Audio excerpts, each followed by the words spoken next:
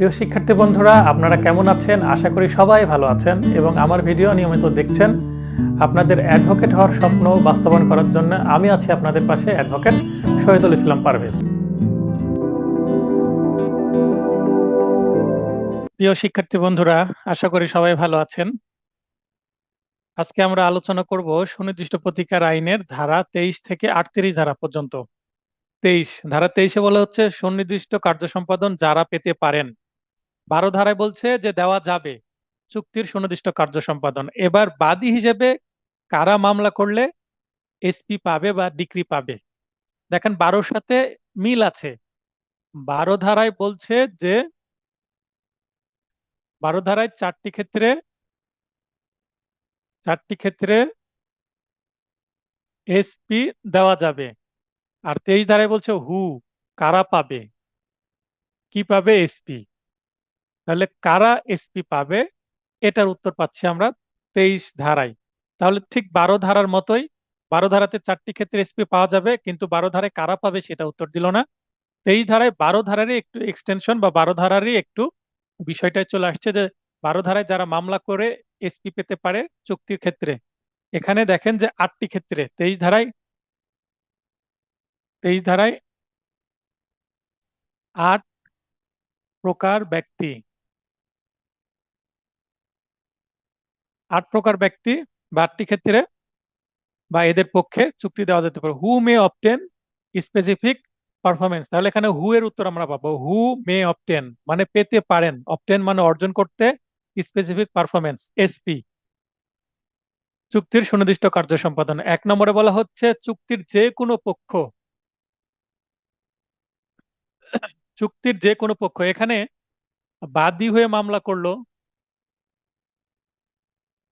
যিনি, এখন এর বিপরীতে বিবাদী একজন আছে, ঠিক আছে?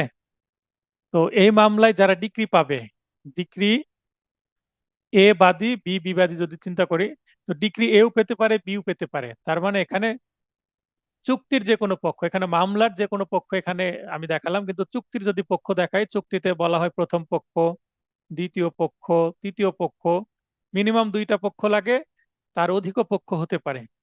যেমন একটি বাটোয়ারা মামলার বা একটি বাটোয়ারা দলিলের অনেকগুলো পক্ষ থাকতে পারে। আবার একটা জয়েন্ট ভেঞ্চার মানে শেয়ার কোনো বিজনেস যদি হয়, সেক্ষেত্রে এই ধরনের জয়েন্ট ভেঞ্চার কোনো কোম্পানির একাধিক পক্ষ থাকতে পারে। যারা যারা শেয়ার হোল্ডার প্রত্যেকেই পক্ষ। তো চুক্তির যতগুলো পক্ষ আছে, যে কোনো পক্ষই কি করতে পারেন? চুক্তির ডিক্রি পেতে পারেন। এটা লজিক্যালি সঠিক। কি কারণে? কারণ আমি চুক্তিতে আমার নাম আছে, কোনো একটা আমি পক্ষ, শেষ পক্ষই হোক আর প্রথম পক্ষই হোক, যে কোনো একটা পক্ষ, তার মানে এই চুক্তিতে আমার স্বার্থ আছে। অতএব আমি এই চুক্তির মামলা করতে পারবো, এবং মামলা করলে আমি যদি লজিক্যালি আমি প্রমাণ করতে পারি, আদালতকে কনভিন্স করতে পারি, তাহলে আমি এই ধারা অনুসারে আমার পক্ষে ডিক্রি আসতে পারে। সেক্ষেত্রে যিনি বাদী হবেন তিনিও পেতে পারেন, এবং যাদের বিরুদ্ধে মামলা করা হচ্ছে তিনি যদি চুক্তির পক্ষ হন, যেমন এ যদি চুক্তির একজন পক্ষ হন, তাহলে তিনিও ডিক্রি পেতে পারেন, এবং যাকে বিবাদী করা হলেও তিনিও ডিক্রি পেতে পারেন যদি চুক্তির পক্ষ হয়ে থাকেন। অতএব কে বাদী কে বিবাদী এটা ম্যাটার না, ম্যাটার হচ্ছে চুক্তির পক্ষ হলেই হলো। 2 নম্বর পয়েন্ট হচ্ছে চুক্তির যে কোনো পক্ষের প্রধান বা স্বার্থ সংশ্লিষ্ট প্রতিনিধি, তবে শর্ত থাকে পক্ষের শিক্ষা, দক্ষতা, সচ্ছলতা, ব্যক্তিগত গুণাগুণ চুক্তির উপাদান হলে প্রধান বা স্বার্থ সংশ্লিষ্ট প্রতিনিধি এসপি পাবে না। তার মানে এখানে চুক্তিতে যদি বলা থাকে যে কারো শিক্ষা, দক্ষতা, সচ্ছলতা বা ব্যক্তিগত গুণাগুণ, আমরা গতদিন দেখেছি 21 ধারায় যে যদি ব্যক্তিগত কোনো বিষয় হয়, তাহলে এটার ক্ষেত্রে আদালত অবশ্যই কি দিবে না? এসপি দিবে না। তাই এখানেও সেটা বলা হচ্ছে যে যে কোনো পক্ষের প্রধান বা স্বার্থ সংশ্লিষ্ট প্রতিনিধি, রিপ্রেজেন্টেটিভ, চুক্তিতে 5 জনের নাম আছে, এই 5 জন তো পেতেই পারে ডিক্রি, এবং তাদের পক্ষে একজনের যদি প্রতিনিধি হয়, যে ঠিক আছে আমার একজন প্রতিনিধি, আমার সন্তান হতে পারে, আমার রিপ্রেজেন্টেটিভ মানে আমার কোম্পানির একজন ম্যানেজার হতে পারে, আমার কোম্পানির কর্মকর্তা কর্মচারী হতে পারে, কোম্পানির আমার পক্ষে যারা কাজ করছে, অন বিহাফ যারা কাজ করছেন, তারাই হচ্ছে প্রতিনিধি বা রিপ্রেজেন্টেটিভ, তারাও পেতে পারেন। গ হচ্ছে বিবাহের ব্যাপারে নিষ্পত্তি, একই পরিবারের সদস্যদের মধ্যকার সন্দেহপূর্ণ অধিকারের আপোষে হিতকর ব্যক্তি পেতে পারেন। এখানে মনে করেন যে একই পরিবারের একটা সম্পর্ক নিয়ে সমস্যা তৈরি হয়েছে, এ আর বি এর মধ্যে সমস্যা তৈরি হয়েছে, এ হাজবেন্ড বি হচ্ছে ওয়াইফ, বা এ ওয়াইফ বি হাজবেন্ড, যেটা হোক না কেন। এখন এদের হিতে মানে এদেরকে এক করার জন্য বা এদের মঙ্গলের স্বার্থে যদি তৃতীয় কোনো ব্যক্তি, সি একজন ব্যক্তি যদি এদেরকে একত্র করার জন্য যদি মামলায় দেখা যাচ্ছে ডিক্রি চায়, সেক্ষেত্রে কিন্তু ইনি পেতে পারেন। যেমন মনে করেন যে স্বামী স্ত্রীর মধ্যে সমস্যা হয়েছে, স্ত্রীর মা মামলা করলো কি কারণের জন্য, যে আমার সন্তানের, বা ওই স্ত্রী মানে ওই মহিলা বাবা মামলা করলো যে আমার সন্তান, আমার মেয়ে এর যেন পারিবারিক সম্পর্ক যেন ফিরে আসে, তার মানে পারিবারিক সম্পর্ক উদ্ধারের জন্য মামলা করতে পারে। এই ধরনের একটা ম্যাটার হতে পারে। বা চুক্তির সাথে সংশ্লিষ্ট কোনো ব্যক্তি, যেমন বিয়ের কথা কেন উদাহরণ দিচ্ছি, কারণ কাবিননামা এটা কিন্তু একটা সিভিল কন্ট্রাক্ট। কাবিননামা যেটা বলা হয়, মনে রাখবেন এটা কিন্তু একটা সিভিল কন্ট্রাক্ট। কাবিননামার মাধ্যমে যে বিয়ে করা হয়, এইটা আদালতে মামলা করা যায়। নানান ধরনের মামলা করা যাবে, পারিবারিক মামলা করা যাবে, চুক্তি ভঙ্গের জন্য মামলা করা যাবে। যেমন স্বামীর খোরপোশ দেওয়ার কথা বলা আছে কাবিন নামায়, কিন্তু খোরপোশ ঠিকভাবে দিচ্ছে না, ভরণ পোষণ করছে না ঠিকভাবে, টাকা দিচ্ছে না, পোশাক আশাক দিচ্ছে না, খেতে দিচ্ছে না ঠিকভাবে, বা বাসস্থান ঠিকভাবে নাই, তাহলে স্বামীর কাছ থেকে এই মেনটেনেন্স বা খোরপোশ আদায়ের জন্য স্ত্রী মামলা করতে পারবে, যেহেতু সেটা একটা সিভিল কন্ট্রাক্ট, কাবিন নামা। তো এখানে মামলা শুধু স্ত্রী করবেন তা না, স্ত্রীর পক্ষে তার কেউ করতে পারে তাদের মঙ্গলের জন্য, অথবা স্বামীর পক্ষে কেউ করতে পারে তাদের মঙ্গলের জন্য। স্ত্রী চলে গেছে, স্বামী নিজেও মামলা করতে পারে, বা স্বামীর পক্ষে তার বাবা বা ভাই এরাও মামলা করতে পারে, সেটা এখানে বলা হচ্ছে। আবার স্বামী স্ত্রীর মধ্যে যে প্রবলেম, এটা নিয়েও মামলা হতে পারে। অথবা দেখা যাচ্ছে যে হিন্দুদের মধ্যে যে পালক নেওয়া হয়, অর্থাৎ পালক পুত্র, তার তাকে অস্বীকার করছে তার হয়তো বা অন্য সন্তানেরা, তো সেক্ষেত্রে তাদের হিত করে যদি কেউ মামলা করে, তিনিও ডিক্রি পেতে পারেন। ঘ, যেখানে একজন আজীবন প্রজা তার ক্ষমতার যথাযথ প্রয়োগ করে চুক্তিবদ্ধ হয়েছে সেখানে অবশিষ্ট ব্যক্তি, তাহলে আজীবন যদি প্রজা হয় এবং চুক্তির অবশিষ্ট যারা ব্যক্তি থাকবে, তারাও কিন্তু পেতে পারবেন। পূর্ব পূর্বাধিকারীর সঙ্গে কৃত চুক্তিতে লাভের অধিকারী, উত্তরাধিকারী মুনাফা লাভভোগী। এখানে তার মানে অনেকটা রিপ্রেজেন্টেটিভের মতো, পূর্বাধিকারীর সঙ্গে কৃত চুক্তিতে লাভের অধিকারী, উত্তরাধিকারী, মুনাফা লাভভোগী। একটু উদাহরণ দিলে বুঝতে পারবেন। মনে করেন এর সাথে বি এর একটা চুক্তি হয়েছিল, এই চুক্তিতে বি এ 50% লাভ পেত, এও 50% লাভ পেত। কোনো কারণে এ মারা গেল, এ মারা যাওয়ার পরে এর দুইটা প্রতিনিধি আছে, সি এবং ডি। এখন এই সি পাবে 25%, যদি দুইজনই ছেলে হয়, এও 25% পেল। অথবা চুক্তিতে বলা আছে যে আমার উত্তরাধিকার যারা আছে তারা আমার 50% করে পাবে, তার মানে এই 50%-এর আবার অর্ধেক হয়ে যাবে। তার মানে মূল চুক্তি 25-25 ভাবে এভাবে বন্টন হয়ে যাবে, ইনি যেহেতু মারা গেছেন। তো এই লাইনে এটাই বলা হচ্ছে পূর্বাধিকারী, মানে এই যে এ মানে পূর্বপুরুষ, তো ইনি মারা গেলেন, ইনার পক্ষে যারা লাভ পাওয়ার অধিকারী, সিডি অর্থাৎ উত্তর পুরুষ বা সাকসেসর বা উত্তরাধিকারী ওয়ারিশ যারা আছে, তারা পেতে পারেন। অর্থাৎ এবার বি এর সাথে চুক্তি চলবে কার কার, সি এবং ডি, তাহলে সি প্লাস ডি একসাথে, এবং অপর পক্ষে থাকবে কে, বি। এভাবে চুক্তিটা চলবে। আশা করি এই উদাহরণটা বুঝতে পেরেছেন। চুক্তি ভঙ্গের ফলে ক্ষতিগ্রস্ত উত্তরাধিকারী অবশিষ্ট ভাগের অধিকারী। এখানে চুক্তি ভঙ্গ হয়ে যাচ্ছে, ফলে ক্ষতিগ্রস্ত উত্তরাধিকারী। এখন এদের মধ্যে চুক্তি যদি ভঙ্গ হয়ে যায়, তাহলে সিও ক্ষতিগ্রস্ত হচ্ছে, ডিও ক্ষতিগ্রস্ত হচ্ছে, তাহলে সিও মামলা করতে পারবে, ডিও মামলা করতে পারবে, এবং মামলা করলে এরা ডিক্রি পেতে পারে। একাধিক পাবলিক কোম্পানি একত্রিত হবার আগের চুক্তির ক্ষেত্রে নতুন গঠিত চুক্তি। মনে করেন যে পাবলিক কোম্পানি অনেকগুলো আছে, কোম্পানি এক, কোম্পানি দুই, কোম্পানি তিন, এই তিনটা পাবলিক কোম্পানি আছে। তিনটা কোম্পানির মধ্যে এই কোম্পানি একের সাথে মিস্টার বি, এনার একটা কি আছে, চুক্তি আছে। এখন এই কোম্পানিটা মনে করেন 2023 সালে এসে তিনটা কোম্পানি একত্রিত হয়ে গেছে, যে এইটার নাম দিয়েছে কোম্পানি এক্স। তো কোম্পানি এক্স এখন যেহেতু বি এর সাথে চুক্তি হয়েছে কোম্পানি ওয়ান এর, কারণ কোম্পানি ওয়ান তো আর নাই, সেটা এক্স এর সাথে কোম্পানি এক্স হিসাবে কি হয়েছে, মার্জ হয়ে গেছে, একত্রিত হয়েছে। একত্রিত হওয়ার কারণে এই কোম্পানি বি এর চুক্তিটা এর সাথে কন্টিনিউ হবে, হওয়াটাই স্বাভাবিক। কারণ কোম্পানি এক্স এর মধ্যে কোম্পানি ওয়ান তো লুকিয়ে আছে, আবার কোম্পানি টু এর সাথে কারো সম্পর্ক বা কোম্পানি থ্রির সাথে কারো চুক্তি ছিল, তাদের সাথেও কিন্তু এই কোম্পানি এক্স এর চুক্তিটা কি থাকবে, কন্টিনিউ থাকবে যদি মেয়াদ থাকে। এটাই বলা হচ্ছে যে একাধিক পাবলিক কোম্পানি একত্রিত হবার আগের চুক্তির ক্ষেত্রে নতুন গঠিত কোম্পানি, এই যে কোম্পানি, এই কোম্পানি কি কি পেতে পারে, এসপি পেতে পারে, বা ইনার বিরুদ্ধেও কিন্তু এসপি দেওয়ার বিষয়টা আমরা পরবর্তী সেকশনে দেখব। তো এই কোম্পানি যদি এই বি এর বিরুদ্ধে মামলা করে, তাহলে কোম্পানি কিন্তু চুক্তির কার্য সম্পাদন পেতে পারেন। পাবলিক কোম্পানির উদ্যোক্তা ব্যক্তিগণ কর্তৃক কৃত পূর্বের চুক্তির নির্বিঘ্ন যেখানে কোম্পানি, তার মানে একই জিনিস একটু ভিন্নভাবে বলছে যে পাবলিক কোম্পানির উদ্যোক্তা ব্যক্তিগণ, এবার কোম্পানি হিসাবে ছিল, এবার কোম্পানির যারা উদ্যোক্তা ব্যক্তিগণ আছে তাদের আলাদা আলাদা বা এককভাবে, যখন কোম্পানি বলা হচ্ছে তখন একটা জয়েন্ট ভেঞ্চার মানে একসাথে কাজ করবে, একটা প্লুরালিটি বা একটা গ্রুপকে বোঝানো হচ্ছে।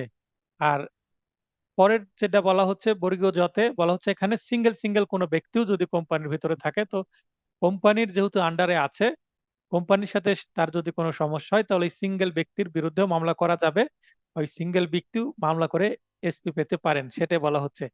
যেহেতু সংক্ষেপে লেখা আছে মনে রাখার সুবিধার্থে আপনারা যেটা বুঝতে সমস্যা হবে, যে পয়েন্টটা, মূল বইটা একবার দেখে নেবেন, মূল বই থেকে বুঝে নেবেন এবং এখানে পড়ে জাস্ট এটা মনে রাখার চেষ্টা করবেন।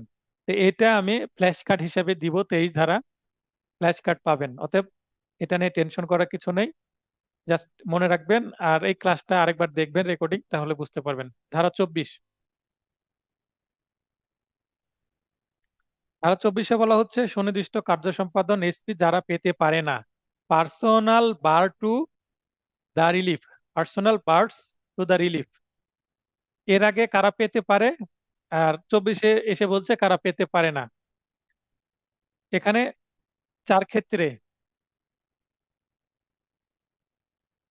এক- উপরে 8 প্রকার আর নিচে হচ্ছে 4 প্রকার ব্যক্তি, তাহলে 23-এ 8 প্রকার আর 24-এ 4 প্রকার, 24-এ 4 আছে, এখানে 4 প্রকার। এখানে আপনারা আমার নোটে কোথাও 4 প্রকার লিখা নেই, কিন্তু ব্র্যাকেটে 4 প্রকার লিখে নেন। কিভাবে 4 প্রকার বলছি দেখেন, ক খ গ ঘ, 4 প্রকার আছে। প্রতিকারের পথে ব্যক্তিগত প্রতিবন্ধকতা মানে কারা মামলা করলেও কি পাবে না, এসপি পাবে না, যিনি চুক্তি ভঙ্গের জন্য ক্ষতিপূরণ আদায় করতে পারেন না, এজেন্ট হিসেবে কাজ না করে, মানে কোনো কোম্পানির এজেন্ট হিসেবে কাজ করলাম না কিন্তু মামলা করলাম, এখন অপরপক্ষ তো বলবে আপনি তো কোনো কাজই করেননি এজেন্ট হিসেবে, তাহলে আপনি কেন ডিগ্রি পাবেন, আদালতও তাই বলবে। তার মানে তিনি ক্ষতিপূরণ পাওয়ার দাবি রাখেন না, অতএব তিনি এসপিও পাবেন না। যিনি নিজে চুক্তির কোনো প্রয়োজনীয় শর্ত ভঙ্গ করেন, শর্ত পালনে অসমর্থ হন, ফলে তার নিজের অংশের কার্য সম্পাদন বাকি থাকে, দেউলিয়া হয়ে পড়েছে, বাড়ি ও বাগান বিক্রয়, বাগানের সুশোভিত বৃক্ষরাজি কেটে ফেলা, একজন ব্যক্তি বাগান সহ বাড়ি বিক্রয় করতে চাইলেন, এখন দেওয়ার আগে বাগানের কিছু গাছপত্র ছিল, গাছপালা তিনি কি করেছেন, কেটে ফেলেছেন। বায়না হওয়ার পরে পরে বলছে গাছ কেটে ফেলেছেন আমি আর নিব না, মামলা করে দিয়েছে। আদালত বলবে আপনি বিক্রয় করবেন বাগান সহ, আপনি চুক্তিতে উল্লেখ করেছেন, বায়নানামাতে উল্লেখ করেছেন, কিন্তু আপনি বাগান কেন কেটে ফেললেন, কারণ আপনি যেহেতু চুক্তি করে ফেলেছেন এই বাগান তো আর কাটতে পারেন না, অতএব অপর পক্ষকে এটা দিতে নিতে বাধ্য করতে পারবো না, তার মানে আপনি এসপি পাবেন না। এটা কমন সেন্সের বিষয়, অবশ্যই আরো উদাহরণ আছে, এটা দেখে নেবেন। যিনি নিজে ইতিমধ্যে প্রতিকার বেছে নিয়েছেন এবং চুক্তি ভঙ্গের জন্য ক্ষতিপূরণ পেয়েছেন, মানে মীমাংসা হয়ে গেছে, মীমাংসা হয়ে যে চুক্তি ভঙ্গ হয়েছে, অপরপক্ষ বলছে ঠিক আছে তোমাকে 5 লক্ষ টাকা দিচ্ছে, তুমি এটা চুক্তিটা ভুলে যাও, ঠিক আছে 5 লক্ষ টাকা দাও। 5 লক্ষ টাকা নিয়েও সে টাকা নেওয়ার পরে আবার আদালতে মামলা করেছে। এখন সে তো প্রমাণ করবে যে স্যার এই যে আমি 5 লক্ষ টাকা দিয়ে কি হয়েছে, লিকুইডেশন হয়েছে, তার মানে আমি খেসারত তো দিয়ে দিয়েছি, খেসারত যেহেতু আমি দিয়ে দিয়েছি, সেহেতু তিনি নিতে রাজিও হয়েছেন। তো এখন তিনি আবার মামলা করেছেন, তো যদি আদালত দেখে যে হ্যাঁ খেসারতটা দিয়েছেন এবং নিয়েওছেন, উনি রাজিও ছিলেন, তাকে জোর করে দেওয়া হচ্ছে না, বা দিতে রাজি হয়েছেন অপরপক্ষ নেয়নি তেমন না, অপরপক্ষ যদি না নিত খেসারত, সেক্ষেত্রে মামলা করতে পারতো, কিন্তু নেওয়ার পরে গ্রহণ করার পর আবার মামলা করছে। তার মানে এখানে আদালতকে মিসলিড করছে, আদালতকে ব্যবহার করে সে একটা চুক্তির ডাবল বেনিফিট নেওয়ার চেষ্টা করছে। এটা তো হয় না, এই কারণে এসপি পাবে না। যিনি চুক্তির পূর্বে অবগত ছিলেন যে এর বিষয়বস্তু বন্দোবস্ত হয়ে আছে, বন্দোবস্ত বা সেটেলমেন্ট, তার মানে একটা জমি কিনতে যাচ্ছে বা একটা প্রপার্টি কিনতে যাচ্ছে, সেটা স্থাবর হোক বা অস্থাবর হোক, যিনি কিনতে যাচ্ছেন তিনি জানেন যে এটা যার থেকে কিনতে যাচ্ছে তিনি অন্য কারোদের নামে সেটেলমেন্ট করে রেখেছেন, মানে অন্যরা ভোগ করছে বা ভোগ করবে কিছুদিন পর থেকে। সেক্ষেত্রে এটা তার তো কিনা উচিত হবে না। মানে ক্রেতা সাবধান নীতি, আপনি দেখে শুনে কিনেন, যেন কি কিনছেন সেটা বুঝে কিনেন। তো আমি যেহেতু দেখে কিনছি না, ওতে আমি এই ধরনের যেটা সেটেলমেন্ট হয়ে আছে এই ধরনের জিনিস তো কিনবো না। তাই আমি এটা কেনার পরে যদি ক্ষতিগ্রস্ত হই, দেখি যারা সেটেলমেন্ট যাদের নামে আছে তারা ভোগ দখল করছে, প্রকৃত মালিকের কোনো কিনা এখানে কিছু করার নেই। এই কারণে প্রকৃত মালিকের থেকে কেনার আগে দেখতে হবে যে প্রপার্টিটা নিষ্কণ্টক কিনা। অতএব লজিক্যালি ভাবতে হবে যে এটা যেহেতু সেটেলমেন্ট হয়ে আছে, আর সেটেলমেন্ট যেহেতু আগে হয়েছে, অতএব পরে এটা আমি কিনে আর কি হব না, লাভবান হতে পারবো না, আমি পাবো না সেটা।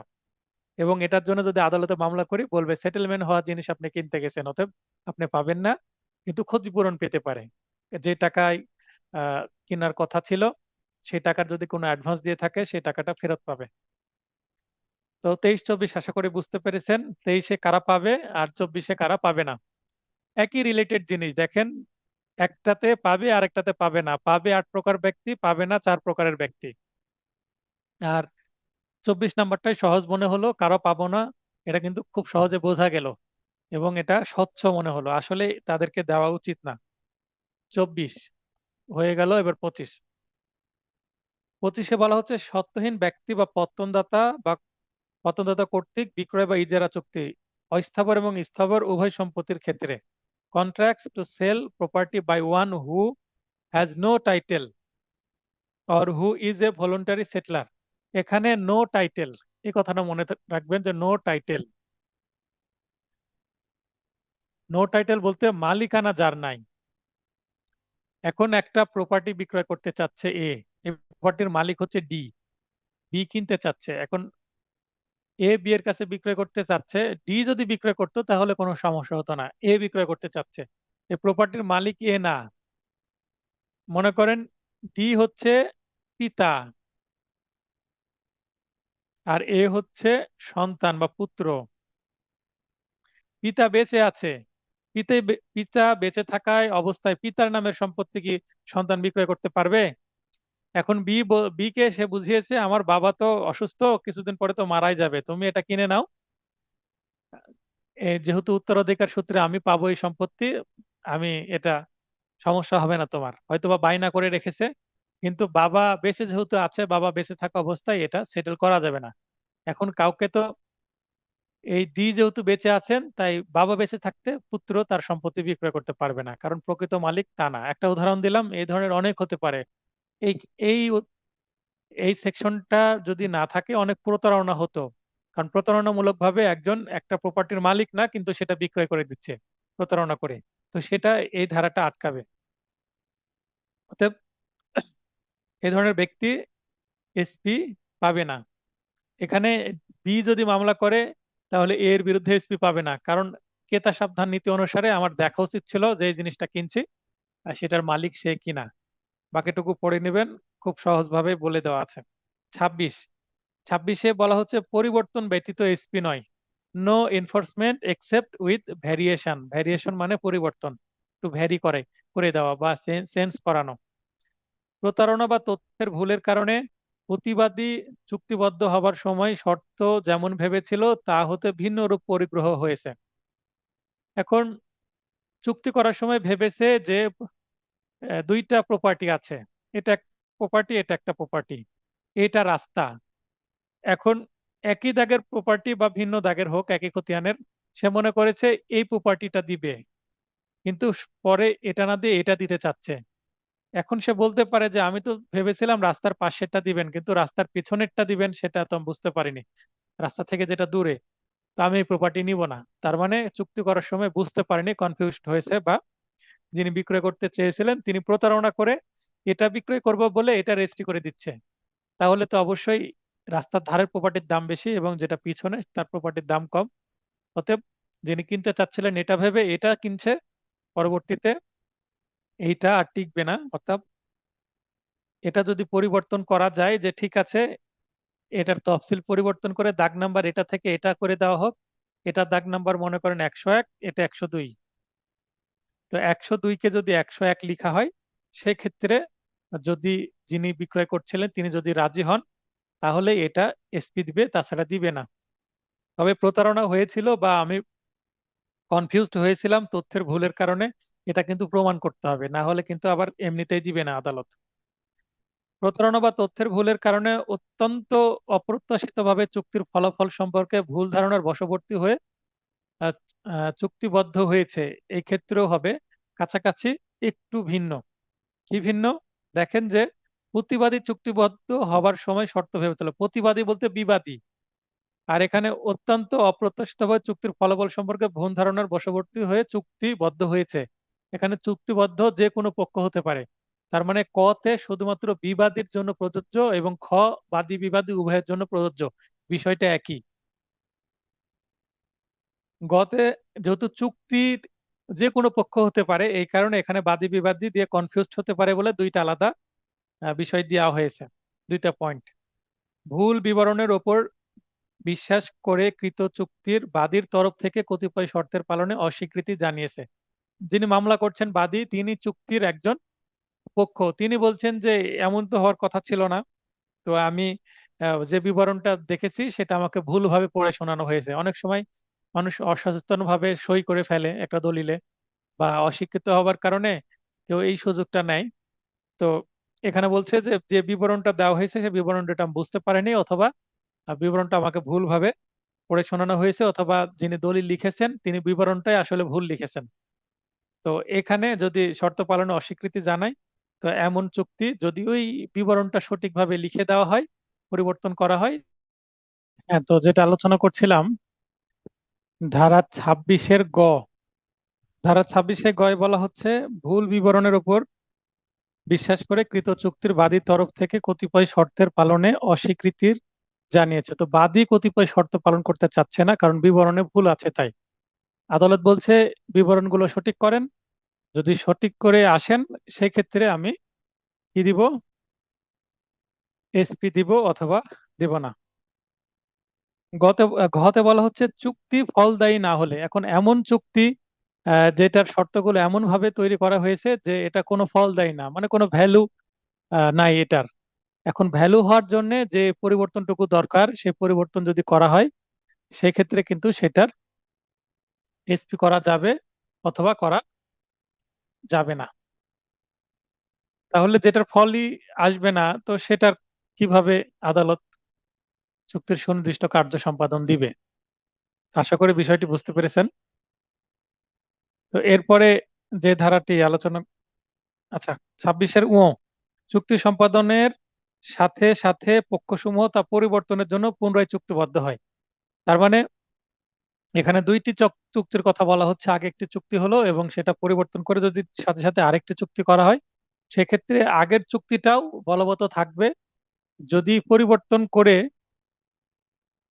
সেটা বলবৎ করতে চাই, সেক্ষেত্রে আগের চুক্তিটা কিন্তু পরের চুক্তিতে পরিণত হলো এই ধরনের মনে হচ্ছে, কিন্তু যদি মনে করে যে আগের চুক্তিটা রহিত এইভাবে যদি পরের চুক্তিতে উল্লেখ থাকে, সেক্ষেত্রে আগের চুক্তিটা বাতিল হয়ে যাবে। আর যদি আগের চুক্তিটা বাতিল না হয়, অর্থাৎ পরের চুক্তির মধ্যে সেই কথাটা সুনির্দিষ্টভাবে বলা না থাকে, সেক্ষেত্রে আগের চুক্তিটা বলবৎ করতে গেলে যতটুকু পরিবর্তন দরকার পরিবর্তন করে যে নতুন চুক্তি করা হয়েছে, অর্থাৎ নতুন চুক্তির সাথে সামঞ্জস্য করলে আবার আগের চুক্তিটা বলবৎ করা যাবে। তো কিছু উদাহরণ আছে, উদাহরণগুলো পড়লে বুঝতে পারবেন, এখানে কিছু হিন্টস দেওয়া আছে এবং মূল বইও আছে, পুরোটা আপনারা দেখে নেবেন। 27-এ বলা হচ্ছে যাদের বিরুদ্ধে এইচপি দেওয়া যায়, তাহলে আমরা 23-এ দেখলাম যারা পেতে পারে, এবার 27-এ বলছে যাদের বিরুদ্ধে দেওয়া যায়, relief against parties and person persons claiming under them by subsequent title. অর্থাৎ এখানে মামলা যারা করলেন এবং যাদের বিরুদ্ধে দেওয়া যাবে, জাস্ট 21-এর সাথেও মিল আছে, তার মানে 21-এ যারা পাবে এবং যাদের বিরুদ্ধে দেওয়া যাবে, তার মানে এখানে বাদীরা ডিক্রি পাবে এবং বিবাদীরা ডিক্রি পাবে না। এরকম যদি ভাবি তাহলে একটু কনফিউশন হয়, কারণ একটা মামলা যে সবসময় বাদী ডিক্রি পাবে তা নয়, বিবাদীরাও ডিক্রি পেতে পারে। অর্থাৎ এখানে যাদের বিরুদ্ধে দেওয়া যাবে, অর্থাৎ মামলার বাদী হোক বিবাদী হোক, পক্ষগণ ও তাদের নিকট প্রাপ্ত পরবর্তী তত্ত্বাধীনে দাবিরত ব্যক্তি এবং পক্ষসমূহের বিরুদ্ধে প্রতিকার যে কোনো পক্ষের বিরুদ্ধে।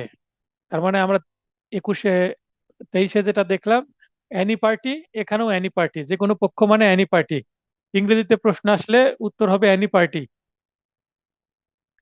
চুক্তির পরবর্তী সময়ে উদ্ভূত আহ, সত্য দ্বারা তার অধীনে দাবিরত ব্যক্তির বিরুদ্ধে না জেনে সরল বিশ্বাসে মূল্যের বিনিময়ে হস্তান্তর গ্রহীতা ছাড়া অন্যান্যদের বিরুদ্ধে দেওয়া যাবে। এই পয়েন্টটা কিন্তু 21-এর মধ্যেও ছিল, 23-এর মধ্যেও ছিল। অতএব একই বিষয়। গয়ে বলা হচ্ছে সত্যের অধীন দাবিরত ব্যক্তির বিরুদ্ধে। তাহলে শর্তের অধীন দাবিরত, এখন একটা প্রপার্টির মালিক একাধিক হতে পারে, অথবা বাবা মারা গেলে বাবার পক্ষের যিনি আছেন সন্তানেরা বা কন্যারা তারাও পেতে পারেন, অর্থাৎ ওয়ারিশ যারা আছে স্ত্রী হতে পারে, বা স্ত্রী লোক মারা গেলে তার স্বামী হতে পারে। তার মানে এখানে অধীনে যারা থাকবে তারা সবাই পাবে। ঘয়ে বলা হচ্ছে একত্রিত হবার ফলে নতুন কোম্পানি, একই বক্তব্য আমরা আগে পড়লাম, যখন পাবলিক কোম্পানি চুক্তিবদ্ধ হয় তখন পাবলিক কোম্পানির উদ্যোক্তা, মানে একই পয়েন্ট কিন্তু এখানে রিপিট হচ্ছে। তার মানে এদের পক্ষেও দেওয়া যাবে আবার এদের বিরুদ্ধেও দেওয়া যাবে, বিষয়টা এমন। আমরা একই বক্তব্য কোথায় পেয়েছিলাম? 23-এ পেয়েছিলাম 8 ক্ষেত্রে। এখানে কিন্তু আমরা পাচ্ছি 27-এ 5 ক্ষেত্রে, তার মানে 5টা ক্ষেত্রে এখানে, ক খ গ ঘ ঙ 5টি ক্ষেত্রে। তাহলে 27-এ 5টি ক্ষেত্র আপনারা মনে রাখবেন। 27 এতে বলা হচ্ছে ইজারা সংক্রান্ত চুক্তির আংশিক সম্পাদনের ক্ষেত্রে এসপি ইজারা গ্রহীতার রক্ষা কবচ হিসাবে 27-এ ধারাটি এটা যুক্ত করা হয় পরবর্তীতে, specific performance in case of part performance of contract to lease. তাহলে লিজ মানে ইজারা। তো 1930 সালের 1 এপ্রিলের পর সম্পাদিত ইজারা চুক্তিসমূহের উপরই এই ধারা প্রযোজ্য। তো এই ধারাটি কিন্তু 1990 সালের 1 এপ্রিলের পর যে চুক্তিটা হবে তার আগে কিন্তু প্রযোজ্য হবে না, তারপরেই প্রযোজ্য হবে। মানে 1930 সালের 1 এপ্রিলে এই 27-এ ধারাটি হয়তোবা সংযুক্ত করা হয়েছে এই কারণে। যেমন আমরা 21-এ ধারা দেখলাম একটা তারিখের ব্যাপার আছে, এখানেও একটা তারিখের ব্যাপার আছে। এটার আগে হলে হবে না, এই ধারাটি প্রযোজ্য নয়, এর পরে হলে হবে। ইজারাদাতা কর্তৃক এসপি দাবি করা হচ্ছে সে চুক্তির আংশিক সম্পাদন হিসেবে দখল প্রদান করেছে। যদি একটা ইজারা ডিড হয়েছে, যদি আংশিক বা পুরোটাই যদি কি করা হয়, হস্তান্তর করা হয়, দখল দিয়ে দেওয়া হয়, তখনই এই ধারাটা প্রযোজ্য হয়ে যাবে। ইজারা গ্রহীতা কর্তৃক এসপি দাবি করা হচ্ছে সে চুক্তির আংশিক কার্য সম্পাদন হিসাবে দখল গ্রহণ করেছে এবং দখলরত আছে, কিছু কাজ করেছে, তাহলেও করা যাবে। শর্ত এ ধারা কোনো কিছু ইজারা গ্রহীতার অধিকারকে প্রভাবিত করবে না অন্য চুক্তি সম্পর্কে জানা না থাকলেও। তো 27 এ ধারাটা খুব একটা গুরুত্বপূর্ণ না, ইতিপূর্বে খুব একটা এখান থেকে প্রশ্ন আসেনি, তবে আসলে জাস্ট এই তথ্যগুলো মনে রাখলে হবে। ধারা 28 যাদের বিরুদ্ধে এসপি সম্ভব নয়। দেখেন একই জিনিস ঘুরে ফিরে আসছে, কাদের পক্ষে দেওয়া যাবে কাদের পক্ষে দেওয়া যাবে না, কারা পেতে পারে কারা পেতে পারে না, কাদের বিরুদ্ধে দেওয়া যাবে এবার বলছে কাদের বিরুদ্ধে দেওয়া সম্ভব না। অর্থাৎ এরা, এদের বিরুদ্ধে মামলা করলে এদের কোনো সমস্যা হবে না। কারা তারা? What parties cannot be compel to perform. প্রতিদান এতই অপর্যাপ্ত হয় যে প্রতারণা বা বাদীর ক্রেতা কর্তৃক অন্যায় সুবিধা গ্রহণের পরিস্থিতি সাক্ষ্য হিসেবে দাঁড়ায়। বাদী কর্তৃক অল্প টাকায় জমি ক্রয়, একটা জমির বাজার মূল্য মনে করেন 5 লক্ষ টাকা। এখন লিখতে গিয়ে বাদী মানে একটা জমির বাজার মূল্য 5 লক্ষ টাকা, এ একটি জমি বিয়ের কাছে বিক্রয় করছে, এই জমির মূল্য মনে করেন 5 লাখ, এই টাকা। এখন এটা বিবাদী খুব চালাক, বাদী একটু সহজ সরল, এর কাছ থেকে কেনার সময় দলিল একটা শূন্য কম দিয়েছে, তাহলে কত হয়ে গেল? 50,000 হয়ে গেল। তো কোথায় 5 লাখ কোথায় 50,000? এখন আদালত বলবে যে আপনি এখানে প্রতারণা করেছেন, না হলে এই জমির মূল্য তো এত কম হবে না। অতএব এই বি যদি মামলা করে এর বিরুদ্ধে, তাহলে এ এর বিরুদ্ধে, যিনি সহজ সরল ব্যক্তি, তাকে প্রতারণা করে তার জমি নিয়ে নেওয়ার চেষ্টা করা হচ্ছিল, এই এ এর বিরুদ্ধে কি কি দেওয়া যাবে না, এসপির কার্য সম্পাদন দেওয়া যাবে না। কিন্তু যদি এ এবং বি এর মধ্যে একটি বাইনানামা হয়, বাইনায় যদি মনে করেন যে কিছু টাকা দিয়েছে, মনে করেন যে বাইনায় 10,000 টাকা দিয়েছে, তাহলে এই 10,000 টাকাটা এ কে বলবে আপনি ফেরত দিয়ে দেন বি কে, কারণ বি প্রতারক, বি আসলে জমি নিবে না, আপনাকে ঠকানোর চেষ্টা করছিল। আশা করি এই পয়েন্টটা বুঝতে পারলেন। মানে যেটা বাজার মূল্য, যেটা একটা প্রপার্টির মূল্য হওয়া উচিত, তার থেকে যদি খুব কম মূল্য দেখানো হয়, তাহলে বুঝতে হবে এখানে কোনো কি আছে, ডাল মে কুছ কালা হ্যায়, মানে কোনো সমস্যা আছে। অতএব এই সমস্যা যেহেতু আছে, বি সমস্যা সৃষ্টি করেছে, আবার বি আদালতে মামলা করেছে বাদী হয়ে, এখন বিবাদের বিরুদ্ধে, অর্থাৎ এ এর বিরুদ্ধে কি দেওয়া যাবে না, ডিক্রি দেওয়া যাবে না, এসপি পাবে না বি, কারণ বি এখানে অন্যায় সুবিধা নিচ্ছে, অল্প টাকায় জমি কিনছে। যদি এটা এসপি দিয়ে দেওয়া হয়, তাহলে মানুষ কোর্টের এই সিদ্ধান্তে ইন্সপায়ার্ড হবে এবং অনেকে এইভাবে অন্যকে প্রতারণামূলক ভাবে ঠকিয়ে জমি নেওয়ার চেষ্টা করবে, কোনো প্রপার্টি নেওয়ার চেষ্টা করবে, তাই এটা নিরুৎসাহিত করছে। খতে বলা হচ্ছে যে পক্ষের কার্য সম্পাদন কর্তব্য সে পক্ষের সম্মতি গ্রহণ। যদি ভুল বিবরণ দেয় ইচ্ছাকৃতভাবে বা অনিচ্ছাকৃতভাবে, তার মানে এক পক্ষ চুক্তি করার সময় ইচ্ছাকৃতভাবে অথবা অনিচ্ছাকৃতভাবে এমন একটা বিবরণ চলে আসছে, যেটা দেখা যাচ্ছে যে গোপন, চক্রান্ত বা অসদাচরণের মাধ্যমে অর্জিত হলে, বা মিথ্যা বা আশ্বাস যা পূর্ণ করা হয়নি, এই ধরনের যদি কোনো কিছু হয়, মানে কৌশলে প্রতিবাদীর সম্মতি গ্রহণ। একটা জিনিস চুক্তি করা হচ্ছিল, এখন তার যে সিগনেচার সেটা কৌশলে যদি নেওয়া হয়, সে নিতে চাচ্ছে না, তাকে কৌশলে যদি তার জিনিস ক্রয় করার চেষ্টা করা হয়, তার মানে এখানেও এর সাথে কিছুটা মিল আছে। এ এখানে বিনিময় মূল্য, অর্থাৎ কনসিডারেশনটা কি, এই একটা জিনিসের মূল্য কত, সেটা স্থাবর সম্পত্তি হোক অস্থাবর সম্পত্তি হোক, এটার উপর নির্ভর করছে এই পয়েন্টটা। এবং খতে এখানে মূল্য বলছে না, যে সম্মতিটা, একটা চুক্তি করতে হলে তো একজন প্রস্তাব দিবে যে আমি এই জিনিসটা বিক্রয় করব, এই বাড়িটা বিক্রয় করব, এই পুকুরটা বিক্রয় করব, তাহলে অপর পক্ষ কিনতে চাইবে। এখন কোনো পক্ষকে যদি, সেটা ক্রেতা হোক বিক্রেতা হোক, একজন প্রস্তাব দিল, আরেকজন রাজি হলো, তার মানে যিনি রাজি হলেন তিনি এখানে ক্রেতা। এখন এটা দুইজনের জন্য প্রযোজ্য। এই যে রাজি করানো, একজনকে বিক্রয় করতে রাজি করাচ্ছি যে এটা আপনি বিক্রয় করেন, এবং অপর পক্ষকে নিতে রাজি করাচ্ছি, যেভাবে হোক, যদি কৌশলে চক্রান্ত করে, যদি কোনো দালালের মাধ্যমে হোক বা নিজেই হোক, যদি রাজি করানো হয়, যেটা আসলে সে প্রকৃত বিষয়টা বুঝতে পারলে রাজি হতো না, তাহলে এই ধরনের বিষয়, তাকে প্রতারণা করা হয়েছে, যার সাথে কৌশল বা চালাকি করা হয়েছে, তার বিরুদ্ধে যতই চেষ্টা করা হোক, আদালতে মামলা করেও সম্পত্তি নেওয়া যাবে না, মানে এসপি আদালত দিবেন না।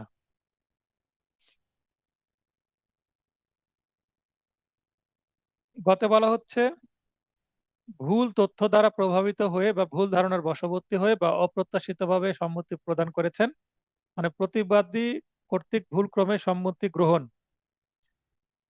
তাহলে দেখেন তিনটা পয়েন্টে কিন্তু প্রায় একই ধরনের প্রতারণা বা কৌশল, এই জিনিসগুলো কাজ করছে, কিন্তু স্পেসিফিক ভাবে তিনটা একটু তিন ভাবে উপস্থাপন করা হয়েছে।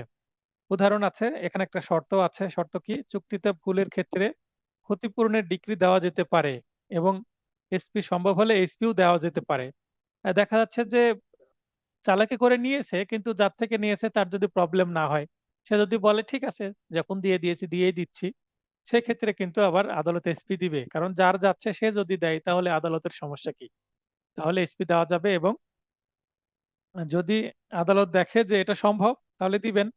আর যদি ভুলের ক্ষেত্রে ক্ষতিপূরণের ডিক্রি দেওয়া যেতে পারে, অর্থাৎ এসপি না দিলেও এসপির বিকল্প হিসাবে ক্ষতিপূরণ বা কম্পেনসেশন। মনে রাখবেন, কম্পেনসেশন বা ক্ষতিপূরণ কিন্তু সুনির্দিষ্ট প্রতিকার নয়, ক্ষতিপূরণ এটি একটি বিকল্প প্রতিকার। তো বিকল্প বিকল্প প্রতিকার দেওয়া যেতে পারে, অর্থাৎ যিনি চুক্তি করে ক্ষতিগ্রস্ত হয়েছেন, তিনি ক্ষতিগ্রস্ত হওয়ার কারণে জাস্ট কম্পেনসেশন পেতে পারেন, কিন্তু আসলে তিনি ডিক্রি পাবেন না সুনির্দিষ্ট কার্য সম্পাদনের। অর্থাৎ একটা চুক্তিতে যা আছে শর্ত, সেই শর্ত পালনে অপর পক্ষকে বাধ্য করবে না আদালত, অর্থাৎ এদের বিরুদ্ধে এসপি দেওয়া যাবে না, এটাই অ্যাকচুয়ালি হচ্ছে। এখানে উদাহরণ আছে, উদাহরণগুলো দেখে নেবেন তাহলে বুঝতে পারবেন। একটা উদাহরণ পড়ি।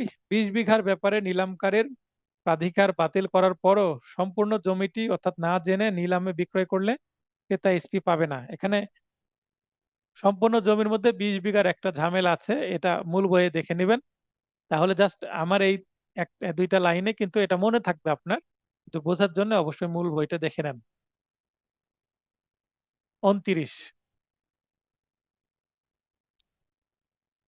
29-এ বলা হচ্ছে, এসপি এর মোকদ্দমা খারিজের পর চুক্তিভঙ্গের মোকদ্দমা রুজুতে প্রতিবন্ধকতা। একই চুক্তির ক্ষেত্রে একটা চুক্তির আমি মামলা করলাম, মামলা করার সময় আমাকে বলতে হবে যদি স্যার চুক্তির সুনির্দিষ্ট কার্য সম্পাদন না দেন, অর্থাৎ যদি এসপি না দেন, যদি এসপি দেওয়া না হয় তাহলে বিকল্প হিসাবে আমাকে কি দিবেন স্যার?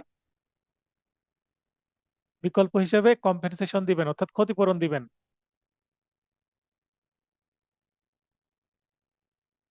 তাহলে একটা মামলাতে আমাকে কি চাইতে হবে? এসপিও চাইতে হবে এবং বিকল্প হিসেবে কম্পেনসেশন দিতে হবে, অর্থাৎ আমি দুইটাই চাইবো। যদি এসপি না পাই তাহলে কি হবে? আমি কম্পেনসেশন পাবো, অর্থাৎ একটা না একটা আমার মিস যাবে না।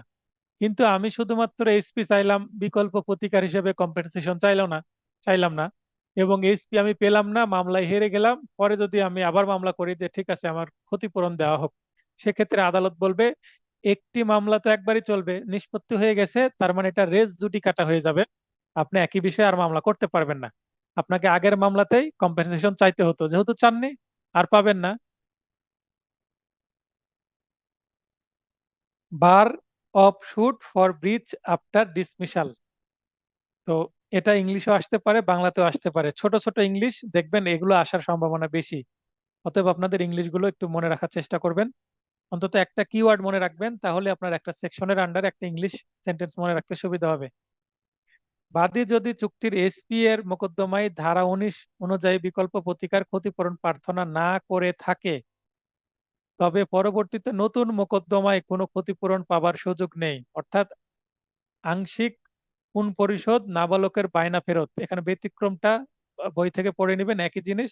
এই ধরনের ক্ষেত্রে কিন্তু আবার নতুন মামলা করে ক্ষতিপূরণ পাওয়া যাবে, কারণ নাবালক সে না বুঝে, বা তার পক্ষে যিনি নেক্সট ফ্রেন্ড আছেন তিনি হয়তোবা তার স্বার্থটা সঠিকভাবে পালন করতে পারেননি, তার জন্য মামলায় তিনি সঠিকভাবে কাজ করতে পারেননি, তদবির করতে পারেননি, তাই ক্ষতিগ্রস্ত হয়েছে নাবালক। এই কারণে নাবালকের জন্য কি করতে পারে? আবার নতুন মামলা করে ক্ষতিপূরণের সুযোগ দেওয়া যেতে পারে, কিন্তু সাধারণভাবে কোনো সাবালককে দিবে না। 30-30-এ বলা হচ্ছে পত্তনি বা বন্দোবস্ত, সেটেলমেন্ট যেটা সম্পাদন করার জন্য রায় ও উইল প্রদত্ত নির্দেশাবলীর ক্ষেত্রে পূর্ববর্তী ধারাসমূহের প্রয়োগ। Application of proceedings sections to awards and testamentary directions to execute settlements. চুক্তিতে পরিবর্তন হলে রায় ও উইলেও পরিবর্তন করা যাবে, অর্থাৎ একটা চুক্তি হয়েছে, সেই চুক্তিতে আমি পরিবর্তন করছি, কিন্তু এই চুক্তি বিষয়ে একটা রায় আর ডিক্রি হয়েছে, তো ওই চুক্তিতে যদি কোনো পরিবর্তন করা যায় তো সেই অনুসারে রায় এবং ডিক্রিতেও পরিবর্তন করতে হবে, এটাই বলা হচ্ছে। এরপরে গুরুত্বপূর্ণ একটি সেকশন 31 একটু আলোচনা করব। 31 ধারায় বলা হচ্ছে রেকটিফিকেশন। রেকটিফিকেশন রেকটিফিকেশন মানে দলিল সংশোধন। তাহলে আমরা 30 ধারা পর্যন্ত পড়লাম, এটা দ্বিতীয় অধ্যায়ের বিষয় ছিল। 12 থেকে 30 এই টোটালটাই চুক্তি বিষয় ছিল। তাহলে এবার জাস্ট চুক্তি বিষয়ে এই ধারাগুলো ছিল, দ্বিতীয় অধ্যায়ের বিষয়বস্তু ছিল। এবার আমরা চলে যাচ্ছি তৃতীয় অধ্যায়ে, রেকটিফিকেশন অফ ডিড বা instrument. When instrument may be rectified. Instrument, did, এগুলোকে বাংলায় বলা হয় দলিল। তো দলিল যখন সংশোধন করা যেতে পারে, দলিল সংশোধনের প্রচুর মামলা আদালতে আসে নিয়মিত। আমার কাছে বেশ কয়েকটি মামলা আছে দলিল সংশোধনের। কেন দলিল সংশোধন করতে হয়? কারণ যারা দলিল লিখেন তাদের অজ্ঞতার কারণে, অথবা তারা জানেন কিন্তু যারা জমি বিক্রয় করছেন বা ক্রয় করছেন তারা সঠিকভাবে বর্ণনা না করতে পারার কারণে হয়তোবা ভুল হয়ে যায় অনেক সময়। যারা দলিল ডিড রাইটার বা দলিল লেখক তাদেরও অনেক গাফলতির কারণেও হয়ে যেতে পারে, তাড়াহুড়া করে অনেক দলিলে ভুল চলে আসে। একটু যদি সতর্কভাবে দলিল লিখা হয় তাহলে কিন্তু এই ভুলগুলো হয় না। আমরা একটা মামলা করলাম, সিভিল মামলা, আরজি, আরজি সংশোধনের আমাদের সুযোগ আছে, বারবার 4-5 বার 10 বার আরজি সংশোধন করতে পারবো, কোনো সমস্যা নেই। কিন্তু একটা ডিড রাইটার ডিড লিখলেন, একটু ভুল হলো, সেটা সাব রেজিস্ট্রার রেজিস্ট্রি করে দিলেন। সাব রেজিস্ট্রার নিজে আর সেটা পরিবর্তন করতে পারবেন না, সেটা সংশোধন করতে পারবেন না। দলিল সংশোধন কে করতে পারবে? একমাত্র আদালতের মাধ্যমে কিন্তু দলিল সংশোধন করা সম্ভব। সাব রেজিস্ট্রার রেজিস্ট্রি করে দিল, যে অবস্থায় সে অবস্থাতেই থাকবে, সেটা আর কাটাছেঁড়া করার কোনো সুযোগ নাই। কিন্তু পরবর্তীতে যদি দেখা যায় সেখানে কোনো ভুল হয়েছে, কোনো জায়গায় কোনো দাগ নাম্বারে, খতিয়ান নাম্বারে বা বাদী বিবাদীর সরি দাতা গ্রহীতার কোনো নামের মধ্যে, কোনো পক্ষের নামের মধ্যে, ঠিকানার মধ্যে বা মৌজাতে কোনো জায়গায় যদি সামান্য ভুল হয়, সেই একটা শব্দ পরিবর্তন করতে পারবে না কেউ, আদালত ছাড়া। আদালতও পরিবর্তন করবেন না, ওই দলিলে হাত দিবেন না, দলিলটা ওইভাবেই থাকবে। কিন্তু এটা সংশোধনের জন্য একটা ডিক্রি দিয়ে দিবেন যে ঠিক আছে, এখানে যা লেখা আছে সেটা 100, ভুলক্রমে খতিয়ান নাম্বার 100 হয়েছে, তো এখানে খতিয়ান নাম্বার হবে 200। জাস্ট একটা ডিক্রিতে কথা বলে দিবেন। তাহলে এর জন্য একটা ডিক্রি দিয়ে দিবেন, তাহলে দলিল এটা বা ইনস্ট্রুমেন্ট এটা, এই ইনস্ট্রুমেন্টের সাথে কি যুক্ত হবে? ডিড যুক্ত হবে। কিন্তু ইনস্ট্রুমেন্টে যে 100 আর 200 আছে, 100 হবে, আমি আরজিতে লিখলাম যে 100 হবে না, এটা ভুল, হবে 200, 200টা সঠিক। তো এটা ডিক্রির মধ্যে আসবে যে হ্যাঁ 100-র পরিবর্তে হবে কি 200।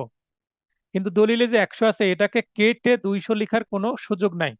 মানে মূল দলিলে আদালতও হাত দিবে না, যেটা যেমন আছে ভুল ওইভাবে থাকবে। জাস্ট এটার ব্যাখ্যা হিসেবে একটা ডিক্রি যোগ হবে। এই ডিক্রিতে বলে দিবে যে এই দলিলে 100 যেটা লেখা আছে সেটার পরিবর্তে 200 হবে। এইভাবেই দলিল সংশোধন হবে। তার মানে যে ভুলটা সেটা আজীবন ভুলই থেকে যাবে। সংশোধন তাহলে কি করে হবে?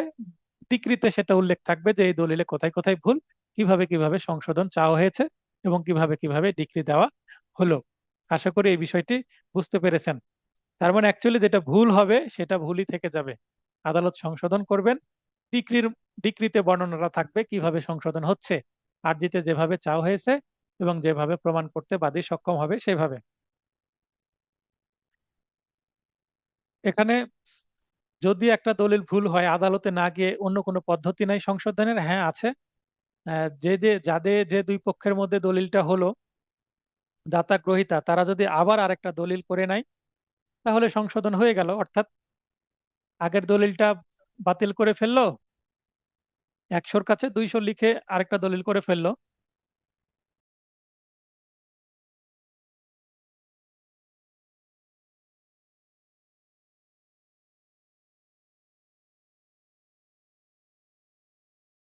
তাহলে বলছিলাম আদালতে মামলা না করে সংশোধনের উপায় কি? যে সাব রেজিস্ট্রি অফিসে গিয়ে দলিল হয়েছে, ওল্ড দলিলটা ওইভাবেই থেকে গেল। যেহেতু একই বিষয়ে আবার আরেকটা নতুন দলিল হবে, 100-র পরিবর্তে সেখানে 200 লিখবে নিউ দলিলে। তাহলে নিউ দলিলটা ব্যবহার করা হবে এবং ওল্ড যে দলিলটা, এই দলিলটার আর কোনো কার্যকারিতা থাকবে না, কারণ একই বিষয়ে দুই দলিল। এইভাবে করা যায়। তো এইভাবে করলে সমস্যাটা কি? মনে করেন এটা একটা বিক্রয় দলিল, যদি দলিলের মূল্যমান হয় 10 লক্ষ টাকা, তো একটা রেজিস্ট্রি ফি আছে। রেজিস্ট্রি ফি তো হিউজ। একটা দলিল একবার হয়েছে, রেজিস্ট্রি ফি একবার দিল, আবার যদি দলিলটা রেজিস্ট্রি করতে যায় তাহলে আবার তো রেজিস্ট্রি ফি দিতে হবে আরেকটা। তাহলে রেজিস্ট্রি ফি মনে করেন যে অ্যামাউন্ট আসলো প্রায় আপনার 80,000 টাকার মতন। তো 80,000 টাকা দিয়ে আবার কেন একজন নতুন দলিল সংশোধন করে নিবে, আরেকটা দলিল করবে? সেক্ষেত্রে কি করতে পারে? জাস্ট একটা দলিল সংশোধনের মামলা করবে, ছোট যদি বিষয় হয়। একটা লয়ার সর্বোচ্চ 10,000 টাকা ফাইলিং ফি নেবেন, মামলা চলবে আর হয়তোবা কিছুদিন, তাড়াতাড়ি সমাধান হয়ে যাবে। এবং সর্বোচ্চ হয়তোবা 20,000 টাকার মতো খরচ আসবে। কোর্ট ফি মাত্র 300 টাকা দিতে হবে আদালতকে। তাহলে 300 টাকা কোর্ট ফি আর সর্বোচ্চ 15 থেকে 20,000 টাকা খরচ করলে একটা ডিক্রি পাওয়া যাচ্ছে, যেটা এই ডিক্রি আর ওল্ড দলিল দিয়ে কাজ হয়ে যাচ্ছে। তাহলে নিউ দলিল, নিউ ইনস্ট্রুমেন্ট বা ডিড তৈরি করার দরকার হচ্ছে না। তাই দলিল সংশোধনের জন্য কেউ আর ওই সাব রেজিস্ট্রারের কাছে বা ওই যে লোকটা ভুল করেছিল ওর কাছে যায় না, চলে আসে অ্যাডভোকেটের কাছে যে ভুল হয়েছিল, এবার একটু অ্যাডভোকেট মহোদয় আপনি সমাধান করে দেন। তখন আমরা কি করি? দলিল সংশোধনের মামলা করে এটা একটা ডিক্রি দিয়ে দিই এবং এই ডিক্রি দলিলের সাথে সারা জীবন একসাথে থাকবে। এটার ফলে উনি কি করে নিতে পারেন? নিজ নামে নাম খারিজ করে নিতে পারবেন। দলিলে আছে 100, কিন্তু ডিক্রিতে যেহেতু 200 বলা হচ্ছে, তখন ওই 200 দাগেরই সম্পত্তি বা 200 খতিয়ানেরই সম্পত্তি নাম খারিজ করা যাবে। আশা করি বিষয়টা বুঝতে পারলেন। এবং দলিল সংশোধনের মামলায় যে ডিক্রিটা হলো এটা আবার সাব রেজিস্ট্রি অফিসে একটা কপি প্রেরণ করা হয়। কেন প্রেরণ করা হয়? কারণ এই দলিল বিষয়ে যে সমাধান মানে সংশোধনটা হলো সেটা সাব রেজিস্ট্রার অফিসে তো জানা দরকার। সেখানে রেকর্ড শাখায় গিয়ে কি হবে, যে ভলিউমে উল্লেখ করা আছে দলিলটা ওই ভলিউমের সাথে এটা কি হবে অ্যাটাচ হয়ে যাবে এবং ওই ভলিউমে একটা নোট দেওয়া হবে যে হ্যাঁ এটা এভাবে সংশোধন করা হয়েছে। তাহলে ভবিষ্যতে যদি ওই দলিলের সার্টিফাইড কপি নেওয়া হয় সেক্ষেত্রে আর 100 লিখবে না, যদিও দলিলে 100 লেখা আছে ভলিউমে কিন্তু 200টা উল্লেখ করা হয়ে যাবে। অতএব এটার সার্টিফাইড কপি নিলে এই ডিক্রিতে যে 200 লেখা আছে এটাই সার্টিফাইড কপিতে চলে আসতে থাকবে। অতএব আর প্রবলেম হবে না, এইভাবে সলভ করা হবে। যখন ভুল বা প্রতারণার মাধ্যমে বা পক্ষসমূহের পারস্পরিক ভুলের কারণে তাহলে দলিল সংশোধন করা হয় দুইটি কারণে। এক হচ্ছে যদি প্রতারণা করে, একপাক্ষিক প্রতারণা অর্থাৎ এক পক্ষ প্রতারণা করেছে অপর পক্ষ প্রতারিত হয়েছে। এভাবে দলিলে একটু কি করা হয়েছে, ওই যে অ্যামাউন্টের দাম কম করা হয়েছে, ছিল 5 লক্ষ টাকা, একটা শূন্য কম করে দেওয়া হয়েছে, তার মানে জমির মূল্য কম হয়েছে, অথবা পরিমাণ কম বেশি করা হয়েছে, হবে 33%, একটা শূন্য বসে দিয়ে বা 33কে একটু কম বেশি করে করে দেওয়া হলো হয়তো একটু বেশি, বা মাঝখানে একটা 33-এর মাঝখানে একটা পয়েন্ট বসানো হলো, তাহলে 3.3 হয়ে গেল। মনে করেন 33% মানে 1 বিঘা, এর মাঝখানে যদি একটা পয়েন্ট বসানো হয়ে যায় তাহলে তো এটা খুবই কম হয়ে গেল, 3.3, জাস্ট একটা ফোঁটা বসাতে হবে মাঝখানে, তাহলে এটা কমে গেল সম্পত্তিটা। অথবা 3.3 হবে, এখানে ফোঁটাটা দিল না, তাহলে 3.3 হয়ে গেল 33। তাহলে 33কে 3.3 করা বা 3কে 33 করা সহজ, আবার এর সাথে আগে পরে যদি একটা সংখ্যা আরো যুক্ত করে দেয় তাহলে পরিমাণটা বেড়ে যেতে পারে। তাহলে এক পক্ষ যদি এইভাবে একপাক্ষিক প্রতারণা করে তাহলে সেটা সংশোধন করার সুযোগ আছে, অপর পক্ষ মামলা করবে বাদী হয়ে। এবং দ্বিপাক্ষিক মানে উভয় পক্ষ থেকে একটা ভুল হয়েছে, তার মানে এই ভুলটা কি না কোনো প্রতারণার বিষয় না, সেক্ষেত্রেও দলিল সংশোধন করা যেতে পারে। দলিল সংশোধনের মামলায় আমি দেখি অধিকাংশ ক্ষেত্রে এক্সপার্টে হয়ে যায়, একতরফা ডিক্রি হয়ে যায়। কেন একতরফা হয়? অপরপক্ষ বিবাদীরা আসে না, কারণ তাদের কোনো ইন্টারেস্ট থাকে না। মানে যে জমিটা বিক্রয় করেছে দেখা যাচ্ছে জমিটা দিয়েই দিয়েছে, কিন্তু পরবর্তীতে নাম খারিজ করতে যে তার সমস্যা হচ্ছে। এখন যে বিক্রয় করেছে দাতা দলিল, তার কোনো মাথা ব্যথা নাই। সে বলবে যে তুমি মামলা করো, কিন্তু আমরা কোর্টেও যাব না, কিছু করব না, উকিল ফিও দিতে পারবো না। অতএব মামলা করা হয়, 2 মাস পরে জবাব যেহেতু দেয় না তখন এক্সপার্টে হয়ে যায়, খুব দ্রুত সমাধান হয়ে যায়। আমার কাছে যতগুলো দলিল সংশোধনের মামলা আমি পেয়েছি সবগুলো এক্সপার্টে হয়েছে। বিবাদীরা আসে না, অ্যাডভোকেট খরচও করতে চায় না, কারণ জানে এটা আমরা বিক্রয় করেছি, অতএব সেটা নিতে যে আমাদের লাভ হবে না আলটিমেটলি। খুব বেশি মানে প্রতারক বা যারা একটু ক্যাচাল করে ভূমিদস্যু টাইপের লোক ছাড়া কিন্তু এই দলিল সংশোধনের মামলায় বিবাদী হিসাবে অ্যাপিয়ার করে না বা জবাব দেয় না।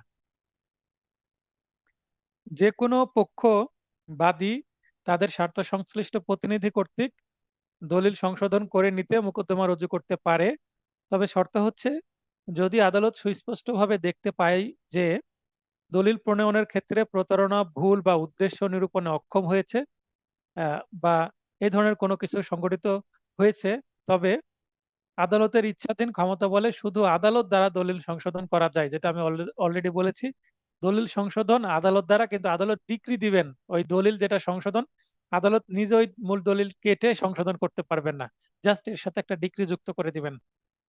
যতদূর পর্যন্ত পক্ষসমূহের অর্জিত অধিকারে হস্তক্ষেপ না করে, অর্থাৎ দলিল সংশোধন করলে যেন কারো ক্ষতি না হয়, যতদূর পর্যন্ত তৃতীয় পক্ষ অর্থাৎ নিরপেক্ষ কর্তৃক সরল বিশ্বাসে এবং মূল্যের বিনিময়ে সংশোধন করতে পারে ততদূর পর্যন্ত দলিলটি সংশোধন করবে যেন দলিলের উদ্দেশ্য ব্যক্ত হয়। এমন একটা দলিল যেটার উদ্দেশ্য ব্যক্ত হচ্ছে না, অর্থাৎ এমন একটা দাগ নম্বর বা খতিয়ান নম্বর দিয়েছে যেটা যিনি বিক্রয় করছেন তার কোনো এই দাগে বা এই খতিয়ানের সম্পত্তিই নাই, তাহলে বিবাদী কি পাবে? বাস্তবে কিছু পাচ্ছে না। তাহলে বিবাদী যিনি ক্রেতা কিছু পাচ্ছেন না, তাহলে তিনি ক্রেতা এসে কি করবেন, বাদী হিসেবে মামলা করবেন, দলিলটা সংশোধন করে দেন। মিস্টার রহিম জমি বিক্রয় করলো, যে খতিয়ান লিখলাম এই খতিয়ানে তার জমি নাই, তাহলে যে খতিয়ানের জমি আসলে তিনি বিক্রয় করতে চেয়েছিলেন সেই খতিয়ান হবে, আর্জিতে সেভাবে উল্লেখ করতে হবে। সংশোধনের প্রধান শর্ত একপাক্ষিক সঠতা বা প্রতারণা কিংবা পারস্পরিক ভুল। তাহলে দ্বিপাক্ষিক ভুল বা পারস্পরিক ভুল এবং একপাক্ষিক সঠতা বা প্রতারণা। তাহলে দলিল সংশোধনের ক্ষেত্রে দুইটি হেতু থাকে, দুইটি গ্রাউন্ড থাকে, দুইটি শর্ত থাকে। উদাহরণ আছে, বাড়ি সংলগ্ন তিনটি গুদামের একটির স্থানে তিনটি প্রতারণামূলকভাবে চুক্তিতে উল্লেখ করা হয়েছে। একজনে গুদাম বিক্রয় করবে, মানে গোডাউন, গোডাউন বিক্রয় করবে। তিনটি গোডাউন আছে, একটি বিক্রয় করার কথা, কিন্তু যিনি ক্রেতা তিনি চালাকি করে তিনটাই লিখে নিয়েছেন। এখন যিনি বিক্রেতা তিনি তো কান্নাকাটি শুরু করবেন যে আমি একটা বিক্রয় করব, একটার দামে তিনটা নিয়ে নিয়েছে। তাহলে দলিল সংশোধনের মামলা করবেন তিনি। এবং তিনি যদি প্রমাণ করতে পারেন, কিভাবে প্রমাণ হবে? বাজার মূল্য তো আছে, একটার দাম যদি 10,000 হয় তাহলে তিনটার দাম নিশ্চয়ই 30,000 হবে, কিন্তু দলিলে 10,000-ই লেখা আছে। অতএব আদালত বুঝবেন যে হ্যাঁ, একটার দাম দিয়ে তিনটা আসলে কেনার চেষ্টা করা হয়েছে। তাছাড়া আশেপাশে সাক্ষীরা থাকবে, সাক্ষীরাও সেটা জবাব দিবে, কারণ সাক্ষী তো দুই পক্ষেরও থাকে, অবশ্য এলাকার লোকজন থাকে। বিবাহ সম্পর্কিত চুক্তি 5,000 টাকার বার্ষিক বৃত্তির কোনো অংশের শর্ত নিয়োগের কোনো অধিকার নেই। এটা আপনাদের বইয়ে পড়ে নিলে কি বোঝাতে চাচ্ছি পুরোটা বুঝতে পারবেন। ধারা 32, এই 31 ধারা বিষয়ে একটা ফ্ল্যাশ কার্ড পাবেন আপনারা। ফ্ল্যাশ কার্ডে রেকটিফিকেশন বিষয়ে যত আদ্যোপান্ত আছে সবগুলোই দিয়ে দিব, আপনাদের বুঝতে সুবিধা হবে। আমি কোনটা ফ্ল্যাশ কার্ড দিব, কোনটা এক্সট্রা নোটে দিব, সবগুলোই আমি করে ফেলেছি। জাস্ট পরীক্ষার ডেট দিলে আপনারা পেয়ে যাবেন, মানে শেষ আকর্ষণ হিসাবে সেগুলো রাখছি আর কি। পক্ষসমূহের অভিপ্রায় সম্পর্কে অনুমান, presumption as to intent of parties. পক্ষসমূহের মানে অভিপ্রায় কি ছিল, পক্ষসমূহ কি চাচ্ছিল একটা দলিলের মাধ্যমে, সেটা আদালত অনুমান করতে পারবেন। লিখিত চুক্তি সংশোধনের উদ্দেশ্যে আদালত অবশ্যই নিশ্চিত হবেন যে চুক্তির সকল পক্ষের অভিপ্রায় সুষম ও সুবিচারমূলক চুক্তি সম্পাদন করা। তাহলে 31-এর এক্সটেনশন হিসেবে 32, মানে চুক্তি রেকটিফিকেশন বা সংশোধন বিষয়ে ধারা 32। 33-এ বলছে এটাও সংশোধনের বিষয়। সংশোধনের নীতিসমূহ, প্রিন্সিপাল অফ রেকটিফিকেশন, আদালত অনুসন্ধান করতে পারে দলিলে অভিপ্রায় কি ছিল এবং বৈধ ফলাফল কি আশা করা হয়েছিল। শুধুমাত্র এগুলোর ব্যাপারে অনুসন্ধান সীমিত থাকবে না। তার মানে দুইটা পয়েন্ট দিয়ে দিল, এবং আরো বলছে যে এগুলোর বাইরেও যদি আদালতকে অনুসন্ধান করতে হয়, আদালতকে চিন্তা ভাবনা করতে হয়, অনুমান করতে হয়, আদালত করতে পারবেন। এরপরে 34। তাহলে আমরা 31 থেকে চলছি 34 পর্যন্ত। 31 থেকে 34 এই তিনটা ধারা, এই চারটে, 31, 32, 33, 34, চারটি ধারা রেকটিফিকেশন সম্পর্কে, অর্থাৎ দলিল সংশোধন সম্পর্কে। 34 ধারায় বলা হচ্ছে সংশোধিত চুক্তির সুনির্দিষ্ট কার্য সম্পাদন। যে চুক্তিটা ভুল হয়েছিল করতে, বা যে দলিলটা ভুল হয়েছিল সেটা সংশোধন যদি করে নেওয়া হয়, সংশোধন করার পরে সেটা স্পেসিফিক পারফরমেন্সের জন্য আবেদন করা যাবে আদালতে বা মামলা করা যাবে। লিখিত যদি চুক্তি হয় প্রথমে সংশোধন হতে পারে, বাদী কর্তৃক আর্জিতে প্রার্থনা করা হলে ও তা আদালত যুক্তিসঙ্গত মনে করলে পরবর্তীতে তা সুনির্দিষ্ট কার্য সম্পাদন বা বলবৎকরণ করা যেতে পারে, অর্থাৎ এসপি সম্ভব। তার মানে যে দলিলটা বা যে চুক্তিটা সংশোধন করা হয়েছে, চুক্তিও কিন্তু এক প্রকারের দলিল বা ইনস্ট্রুমেন্ট, তো এটাকে পরবর্তীতে 34 ধারায় করে সংশোধন করার পরে এসপি করা যেতে পারে। যদি প্রশ্ন আসে যে সংশোধিত চুক্তি বলবৎকরণের ধারা কোনটি, 34। আর যদি বলে চুক্তি প্রবলের ধারা কোনটি, 12। আবারও বলছি, চুক্তি প্রবল 12 ধারায় লিখে দিই তাহলে আপনাদের মনে থাকবে। চুক্তি প্রবল,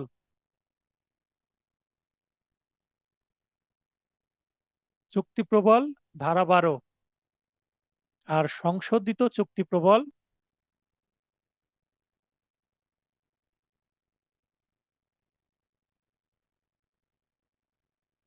34।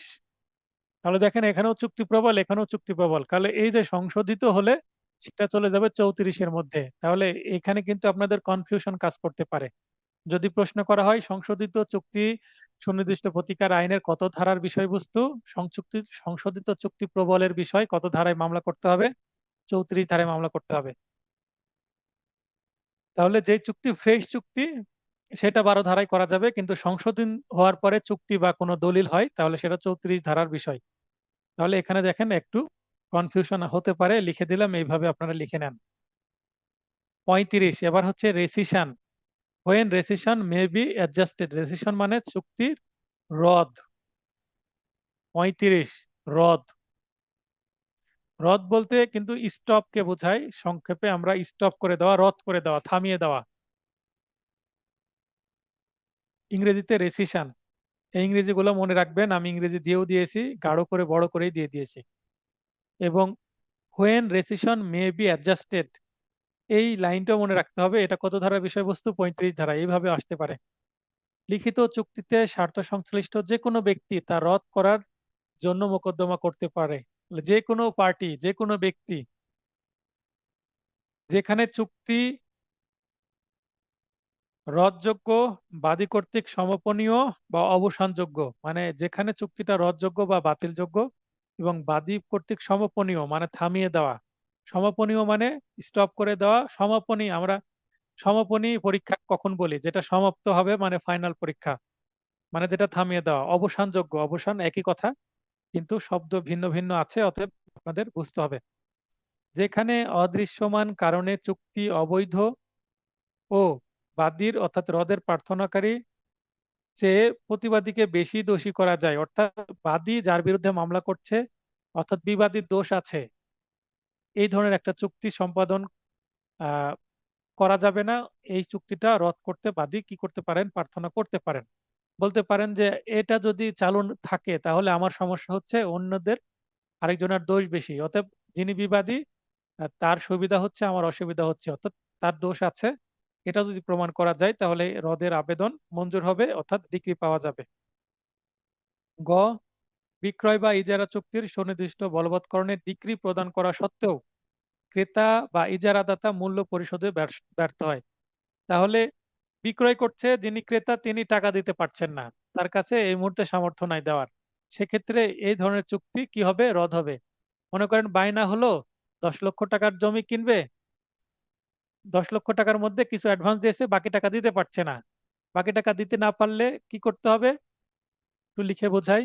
এ, বি, ইজারা হোক অথবা সেল হোক, অর্থাৎ বিক্রয় করছে, সেটা সেল হতে পারে অথবা লিজ হতে পারে, বিক্রয় হতে পারে অথবা ইজারা হতে পারে। এ তার সম্পত্তিটা বি এর কাছে দিতে চাচ্ছে, অ্যাডভান্স হিসেবে 3 লক্ষ টাকা দিয়েছে, টোটাল 10 লক্ষ টাকা, তাহলে ডিউ আছে 7 লক্ষ টাকা, 7 লাখ। কারণ বাকি 7 লাখ পুরোটা এ কে একটা তারিখের মধ্যে দেওয়ার কথা, কিন্তু বি বলছে আমাকে আরো সময় দেন, আমাকে আরো সময় দেন, আমি তো 6 মাসের মধ্যে জোগাড় করতে পারলাম না, আমাকে আরো 6 মাস সময় দেন। তো বিয়ের জন্য তো আর এ বসে থাকবে না, তাহলে বলবে যে তাহলে আপনার এই বায়নাটা বাতিল, আপনি এই 3 লক্ষ টাকা ফেরত নেন। এখন বি বলছে আমি ফেরত নিব না, আমাকে সময় দেন, দিতে হবে, আমি তো 3 লক্ষ টাকা আপনাকে দিয়ে রেখেছিলাম, অনেকদিন পড়েছিল আমার। এখন এ বলছে তাহলে আমাকে এই মুহূর্তে টাকা দেন, আমি জমি রেজিস্ট্রি করে নিচ্ছি। তার মানে এখানে প্রবলেম বিয়ের, বিয়ের কাছে টাকা নাই, জমি কিনতে গেছে কিন্তু আসলে টাকা নাই তার কাছে। এখন এ এই জমিটা আবার অন্য কাউকে অথবা সি এর কাছে বিক্রয় করতে চাচ্ছে। সি বলছে আমার কাছে 10 লাখ টাকার জমি, তো আপনাকে এই মুহূর্তে 10 লাখ টাকা দিয়ে দেবো, টাকা রেডি আছে। 1 লক্ষ টাকা বেশি চাইলে আমি 11 লক্ষ টাকা কিনবো, সমস্যা নাই। তো সি যেহেতু রেডি আছে, এ বলবে আমি সি এর কাছে দিয়ে দেবো, আপনাকে আমি আর দিব না জমি। এটা লিজের ক্ষেত্রেও একই বক্তব্য, বিক্রয়ের ক্ষেত্রেও একই বক্তব্য। তাহলে এই যে একটা ডিড হয়েছিল 3 লক্ষ টাকা দিয়ে, বায়না বায়না নামা হয়েছিল, এই বায়না নামাটা এ কি করবে? রদের জন্য প্রার্থনা করবে, কারণ এটা রদ না করলে তো আর সি এর কাছে বিক্রয় করতে পারছে না। কারণ বি এর সাথে একটা কন্ট্রাক্ট হয়ে আছে, এটাকে শেষ না করে তো আর সি এর সাথে নতুন করে কন্ট্রাক্ট করতে পারছে না এ। তাই আগের কন্ট্রাক্টটা ভ্যানিশ করতে হবে, তার মানে রদ করতে হবে। রদ করার পরে তার টাকা ফেরত দিয়ে দিবে প্রয়োজনে, এবং সি এর সাথে পরবর্তীতে আরেকটা সেল ডিড হতে পারে। আশা করি বিষয়টা বুঝতে পেরেছেন। এটা আমি যদি অন্য ক্ষেত্রেও বলি, যে একটা বৈবাহিক সম্পর্ক ডাইভোর্স হবার পরে কিন্তু আবার নতুন করে বিয়ে করা সম্ভব। এটা স্বাভাবিক নিয়ম, যে একটা মেয়ে আবার বিয়ে করতে চাচ্ছেন, তাহলে তার স্বামীকে তালাক দিয়ে অন্য জায়গায় বিয়ে করতে হবে। স্বামী থাকা অবস্থায় বিয়ে করতে গেলে সেটা তো সমস্যা। এখানেও কিন্তু একই বিষয়টা ঘটছে। তাহলে একটা বিয়েকে থামিয়ে দেওয়ার বা বাতিল করার নিয়ম কি? তালাক দিয়ে দিতে হবে। তো এর সাথে বিয়ের যে চুক্তি সেটা আগে রদ করতে হবে। রদ করে দেওয়ার পরে, হ্যাঁ, তো যেটা আলোচনা করছিলাম, ধারা 35, রেসিশন। ধারা 35 রেসিশনে বলা হচ্ছে যেখানে চুক্তিটা বাতিলযোগ্য এবং বাদী কর্তৃক সমাপনীয় বা অবসানযোগ্য, সেগুলোই হচ্ছে রদ করা যাবে। যেখানে দৃশ্যমান কারণে চুক্তি অবৈধ, বাদী রদের প্রার্থনাকারী তার চেয়ে প্রতিবাদীকে বেশি দোষী করে, এগুলো পড়লাম। গয়ে পড়েছি যে বিক্রয় বা ইজারা চুক্তির সুনির্দিষ্ট বলবৎকরণের ডিক্রি প্রদান করা সত্ত্বেও ক্রেতা বা ইজারাদাতা মূল্য পরিশোধে ব্যর্থ হয়। যেটা আমি উদাহরণ দিচ্ছিলাম যে বি এর সাথে চুক্তিটা রদ করে সি এর সাথে নতুন চুক্তি করা যাবে। কারণ রদের একটা বিষয় আছে, আগে যেহেতু একটা বায়না চুক্তি হয়ে আছে সেটা তো রদ না করে নতুন একটা চুক্তিতে যাওয়া যায় না। উদাহরণ আছে মাঠ বিক্রয়, রাস্তা ক্রেতা কর্তৃক রদ, দফা কতে বলা হচ্ছে। দেখেন যে এখানে যেটা বলা হচ্ছে যে একজন মাঠ বিক্রয় করতে চাচ্ছে, কিন্তু মাঠের মাঝখান দিয়ে একটা রাস্তা আছে এটা প্রকাশ করেনি। মাঠের মাঝখানে একটা রাস্তা আছে এটা প্রকাশ করেনি, তাই বলছে যে এই রাস্তা তো আমি রাখবো না। এখন রাস্তাটা যদি এলাকাবাসীর সুখাধিকারের একটা বিষয় হয়, যে দীর্ঘদিন ধরে 20 বছরের বেশি সময় ধরে, 50 বছর ধরে এলাকাবাসী সেই মাঠের মাঝখান দিয়ে রাস্তা করে চলছে, এখন এই রাস্তার কথাটা সে জানতো না বা সরজমিনে মাঠটা না দেখে ক্রয় করেছে, এখন পরে দেখছে রাস্তা আছে, তার মানে জমির অনেকটুকু রাস্তার মধ্যে চলে যাচ্ছে। এখন বলতে পারে যে আমি এই চুক্তিটা রদ করতে চাই, যদি চুক্তি রদ হয় সেক্ষেত্রে টাকা অবশ্যই ফেরত পাবে। 36, ভুলের জন্য রদ, রেসিশন ফর মিস্টেক। কত ধারার বিষয়বস্তু? 36 ধারার।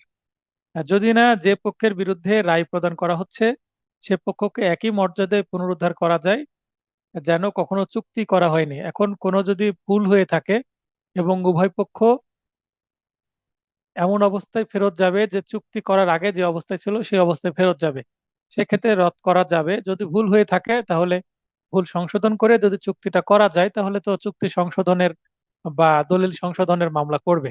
কিন্তু যদি দেখা যাচ্ছে যে এটা সংশোধন করে সমাধান হবে না, এটা বাতিল করে দিতে হবে, রদ করে দিতে হবে, সেক্ষেত্রে রদের প্রার্থনা করবে এবং এমন ভাবে সেটা রদ হবে যেন উভয় পক্ষ কোনো ক্ষতিগ্রস্ত না হয় এবং মনে হবে যে এটা এই ধরনের কোনো চুক্তি হয়েছিল না।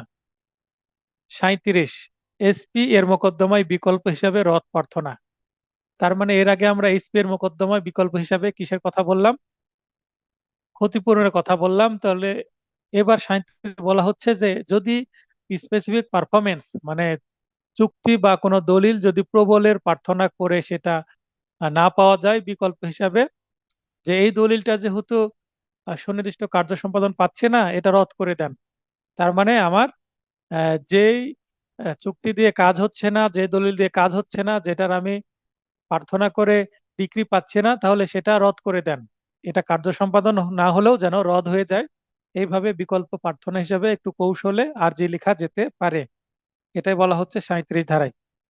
Alternative prayer for rescission in suit for specific performance. তাহলে আমরা প্রার্থনার অংশে যে বলবো যে এটা যদি রদ দেওয়া সম্ভব না হয়, সেক্ষেত্রে সরি, এটা যদি স্পেসিফিক পারফরমেন্স দেওয়া সম্ভব না হয় তাহলে যেন এটাকে রদ করা যায়, রেসিশন হিসাবে আমাকে ডিক্রি দেওয়া হয়, অর্থাৎ বাদীপক্ষে ডিক্রি দেওয়া হয়। এইভাবে প্রার্থনায় একটা লাইন যুক্ত করে দিলেই এটার 37 ধারায় যেটা বলা হচ্ছে সেটার কাজ হয়ে যাবে।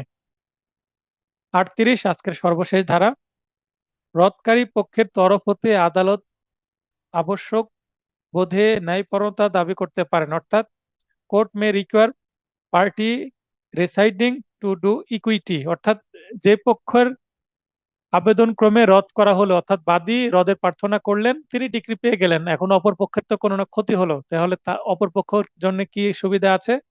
এক পক্ষ পেল ডিক্রি, অপর পক্ষ কি পাবে? ন্যায় বিচারের প্রয়োজনে প্রতিকার মঞ্জুরকৃত পক্ষকে অপর পক্ষ বরাবর ক্ষতিপূরণের নির্দেশ দিতে পারে। তখন বাদীকে বলবে ঠিক আছে আপনার চুক্তি রদ করা হলো, তাহলে রদ করে তো অন্যের ক্ষতি হলো, তাহলে অপর পক্ষকে ক্ষতিপূরণ দেন। যেমন এটার কথা যদি আমি বলি, এখানে যদিও বিয়ের দোষ, এ যদি রদের প্রার্থনা করে তাহলে এই যে বিয়ের 3 লক্ষ টাকা নিয়েছিল, এই 3 লক্ষ টাকা অবশ্যই বি কে ফেরত দিতে হবে। আবার আদালত বলতে পারে ঠিক আছে, 3 লক্ষ টাকার সাথে আপনি আরো 18,000 টাকা, 3 6 18,000 টাকা আপনি আরো ক্ষতিপূরণ দিয়ে দেন। এটা আদালত করতে পারে। তাহলে এখানে এ 3 লক্ষ টাকা যেহেতু দীর্ঘদিন রেখেছিল, 18,000 টাকা ক্ষতিপূরণ দিতে তার কোনো সমস্যা নেই। এবং সে সি এর কাছে জমিটা বিক্রয় করে হয়তো বা আরো একটু বেশি টাকাও পাচ্ছে। অতএব এখানে উইন উইন সিচুয়েশন। এখানে বি এরও লাভ, এ এরও লাভ, সি এরও লাভ। সি এর জমি পেলো, এ অনেক টাকা পেলো, বি এর টাকা ফেরত পেলো, কিছুটা সে টাকা আরো বেশি পেলো। এটাই বলা হচ্ছে 38-এ। এখন আদালতের কাজ কি? ন্যায় বিচার নিশ্চিত করা। এটাকে বলা হচ্ছে ইকুইটি, অর্থাৎ সবাইকে সন্তুষ্ট রাখা, উইন উইন সিচুয়েশন। আশা করি আজকের ক্লাসটা আপনারা বুঝতে পেরেছেন। আগামী ক্লাসে আমরা 39 থেকে সর্বশেষ ধারা অর্থাৎ 57 ধারা পর্যন্ত আলোচনা করে শেষ করে দেব। আগামী ক্লাসটা আগামী কালকেই হবে। তো এই মুহূর্তে প্রশ্নোত্তর পর্ব হবে। এক ভাই প্রশ্নোত্তর পর্বের জন্য অলরেডি হাত উত্তোলন করেছে। তো শরীফুল ভাইকে একটু পরে কথা বলার সুযোগ দিব। আগে কে কথা বলবেন বলেন? শরীফুল ভাইয়ের সাথে পরে কথা হবে।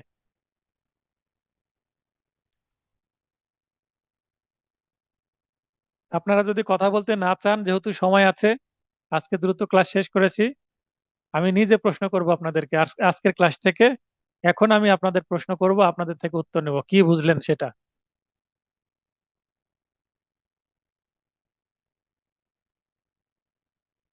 আচ্ছা, মিল্লাত খান লাইনে আসেন। মিল্লাত খান লাইনে আসেন। আসসালামু আলাইকুম। হ্যাঁ, ওয়ালাইকুম আসসালাম, বলেন ভাই।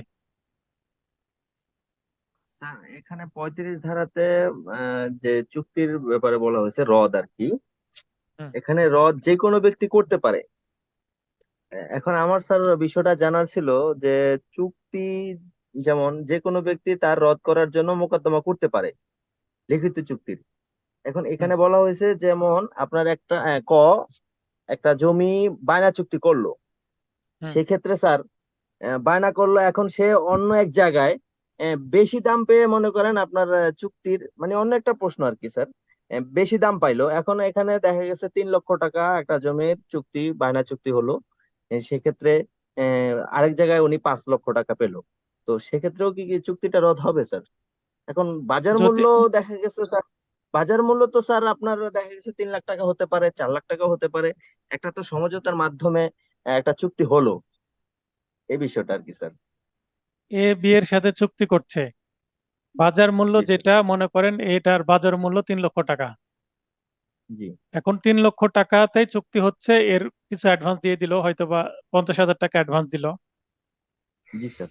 বাজার মূল্য 3 লক্ষ টাকা থেকে মনে করেন যে প্লাস মাইনাস 1 লক্ষ টাকা হতে পারে। তার মানে জি তিন স্যার। লক্ষ টাকা বাজার মূল্য হিসাবে এটা কি হয়েছে, সামঞ্জস্য হয়েছে, মানে খুব কম না। যদি এমন হয় তাহলে এই চুক্তিটা এ যদি আরো কারো কাছে যদি 5 লক্ষ টাকা পায়, যে 5 লক্ষ টাকার অফার আরেক জায়গা থেকে পাচ্ছে, সে যদি ডি হয়, তো এখানে সে চাচ্ছে ডি এর কাছে বিক্রয় করে, তাহলে 2 লক্ষ টাকা বেশি পাবো। এ এখন এই চুক্তিটা রদ করতে চাচ্ছে যেটা বি এর সাথে হয়েছে। এটা রদ করলে এটার কোনো কি পাবে না, রদের প্রার্থনা করলে কাজ হবে না, কারণ এখানে বি তো টাকা নিয়ে রেডি আছে। 50,000 টাকা দিয়েছে, বাকি 2.5 লক্ষ টাকা যদি বি দিতে পারে, অর্থাৎ বি কেনার জন্য রেডি, তার টাকাও আছে বাকি 2.5 লক্ষ টাকা। এখানে প্রতারণার কোনো বিষয় নাই, ভুলের কোনো বিষয় নাই। তাহলে অযথা চুক্তি কেন রদ হবে? বুঝতে পারলাম, এই চুক্তি রদ হবে না। জি স্যার, বুঝতে পেরেছি স্যার। আচ্ছা, তাহলে আর স্যার প্রশ্ন? এখানে রদ করতে পারবে যদি প্রতারণা বা কোনো ভুল কোনো কিছু থাকে, যেমন বাজার মূল্য 3 লক্ষ টাকা, 1 লক্ষ 2 লক্ষ টাকা এদিক ওদিক হতে পারে। সেক্ষেত্রে যদি এটা 50,000 টাকা বা 1 লক্ষ টাকায় যদি হয় তাহলে স্যার এটা রদ করা সম্ভব। আপাত দৃষ্টিতে মনে হচ্ছে যে যিনি কিনছেন তিনি বাদীকে ঠকাচ্ছেন। ইনি সহজ সরল, ইনি খুব অল্প টাকায় কিনছেন, সেটা তো আছেই। সেটা সংশোধনও করা যাবে, রদও করা যাবে। জি স্যার, আমি এই বিষয়টা একটু জানার ছিল। এটা আপনি সব সময় আইনে কি আছে এটা ভাবার আগে বাস্তবে ভাববেন। আপনি মানুষ, আপনার বিবেক বোধ আছে, আপনি হলে, আপনি যদি বিচারক হতেন আপনি কি করতেন? এভাবে ভেবে দেখবেন। তখন আপনার যদি মনে হয় যে না, এটা তো আসলে এটা ঠিক করছে না, এ তো বিয়ের সাথে যেহেতু কমিটেড হয়ে গেছে, এখন আমার একটা মেয়েকে পছন্দ হয়েছে, আমি তার সাথে প্রেম করছি, আহ, তো আমি এর থেকে আরো ভালো সুন্দর মেয়ে পেলাম, এখন আমি এর সাথে প্রতারণা করে আরেকজনের সাথে তাকে ছেড়ে দিয়ে তার সাথে ব্রেকআপ করে আরেকজনের কাছে চলে যাব? এটা কি হয়? তাহলে কি এটা কি সঠিক হবে? সঠিক হবে না। তাহলে তো সম্পর্কের প্রতি মানুষের বিশ্বাস থাকবে না। উদাহরণটা দিলাম, আমরা যেহেতু সবাই অ্যাডাল্ট, এটা বুঝবেন। তো যেমন একটা বৈবাহিক সম্পর্ক, আমি একজনকে বিয়ে করলাম, বিয়ের পর আবার আরেকজনের সাথে রিলেশন করছি, করে আমার স্ত্রীকে ডিভোর্স দিয়ে আবার আমি আরেকজনকে বিয়ে করব, এই ধরনের যদি পরিকল্পনা করি, এটাও তো অনৈতিক, এটাও তো ঠিক না। তাহলে বিষয়টা জি কিন্তু স্যার। তাই। তাহলে যার সাথে আগে কথা হয়েছে তাকে যেহেতু আমি কথা দিয়ে ফেলেছি, অতএব আমি তার সাথে কমিটমেন্ট থেকেছি। আমাদের ইসলামের ভাষা তিনটা বিষয় কি বলা হয়েছে মুনাফিকের লক্ষণ: যখন কথা বলে মিথ্যা কথা বলে, যখন ওয়াদা করে সেটা ভঙ্গ করে, মানে কমিটমেন্ট প্রমিস করলে সেটা ভঙ্গ করে, আর আরেকটা কি, তার কাছে কোনো আমানত রাখা হলে সেটার খেয়ানত করে। তো দেখা যাচ্ছে যে ধর্মীয় দৃষ্টিতেও তো এটা ঠিক না।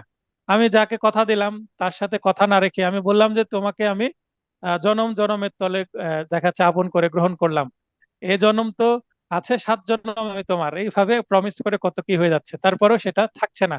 এই যে, তাহলে এটা মুনাফিকের লক্ষণ না? জি স্যার। তা উদাহরণগুলো দিলাম, হয়তো বা কারো খারাপ লাগতে পারে, মাইন্ড করবেন না, মনে থাকার জন্য উদাহরণটা দিলাম আর কি, মাথায় আসলো তাই। জি জি স্যার। তা এবার তো বাস্তব মনে থাকবে জীবনে, আশা করি।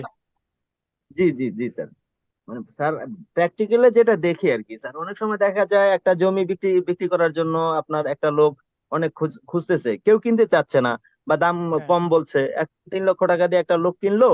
কিন্তু পরবর্তীতে দেখা গেছে উনি জমিটা যখন কিনা হয়েছে, কেনার পরে তৃতীয় ব্যক্তি আবার একজনে এসে বলতেছে যে আপনি জমিটা কম বিক্রি করে ফেললেন, জমিটা আমার কাছে বিক্রি করেন, আমি আপনাকে 5 লাখ টাকা দিব বা 6 লক্ষ টাকা দিব। হ্যাঁ, অনেক সময় স্যার বর্তমানে কিন্তু স্যার ওই যে উনাকে ঠকাচ্ছে, এটার চাইতে আপনার মানে আপনার ইয়েটা হয় বেশি, প্রতারণাটা বেশি হয়, যে বিক্রি করতেছে উনারাই। এই সুবাদে বললাম আর কি স্যার। হ্যাঁ, সেটাই না, ঠিক আছে। এখানে এ যদি চালাকি করে তাহলে হবে না, আদালত চালাকি তো বুঝতে পারবে, মামলা করে দিলেই তো হবে না। মামলা তো প্রমাণও করতে হবে, প্রমাণের জন্য তো সাক্ষীরাও লাগবে। দলিলের শনাক্তকারী থাকে, দলিলের সাক্ষী থাকে, দলিল লেখক থাকে, তারা তো সবাই জানবে যে না এটা সঠিকভাবে বিক্রয় হয়েছে। যিনি দলিল লিখেছেন তিনি সাক্ষী দিতে আসবেন, বলবেন এটা সঠিকভাবে বিক্রয় হয়েছে, এটা তো রদ হবে না। এখন বলছে যে আরেকজন বেশি টাকা দিচ্ছে বলে ইনি তার অন্যজনের কাছে বিক্রি করার জন্য মরিয়া হয়ে গেছেন।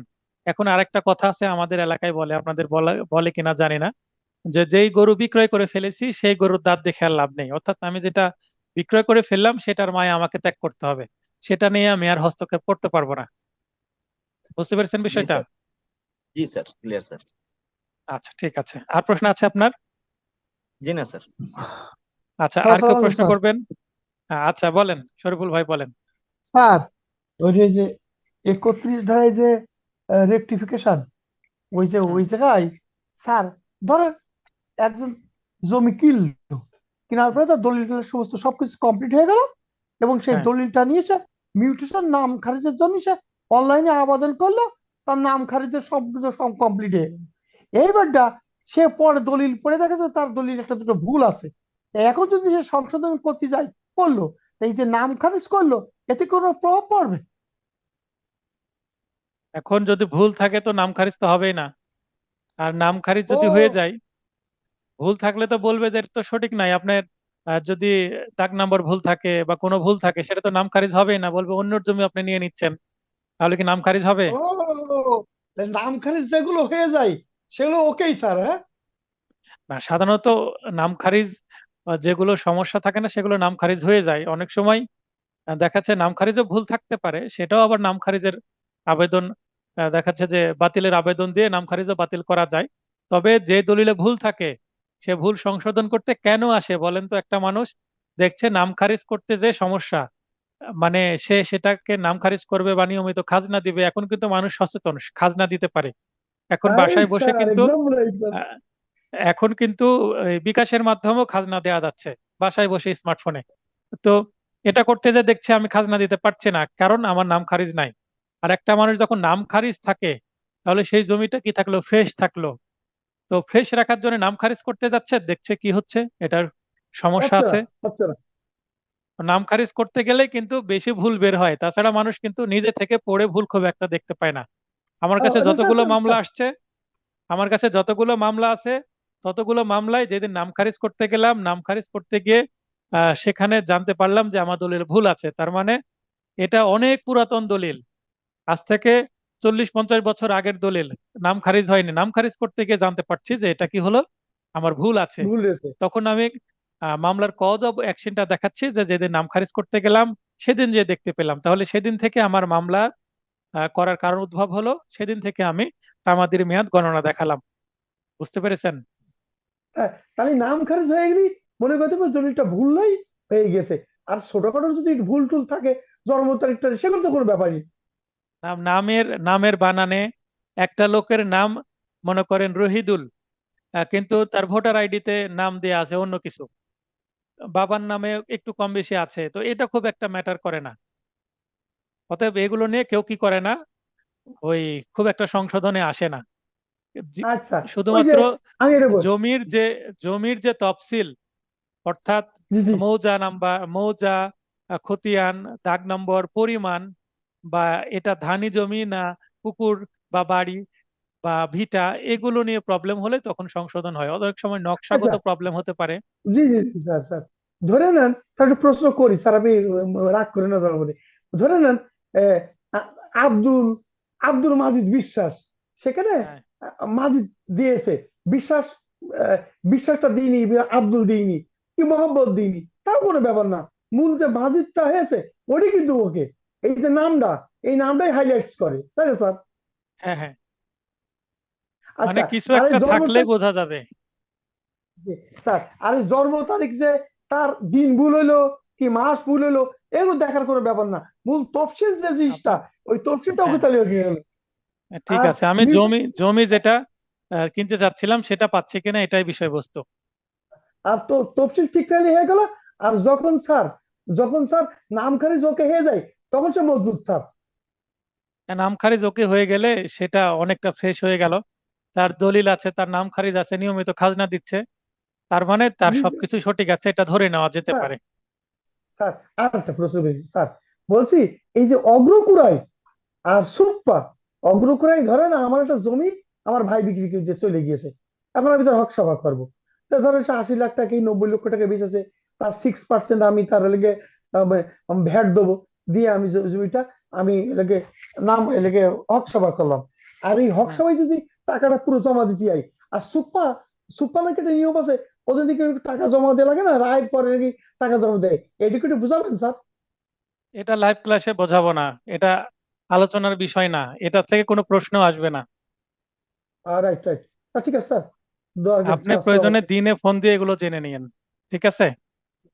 স্যার, আসসালামু আলাইকুম। আচ্ছা, আর আর প্রশ্ন আছে আপনার?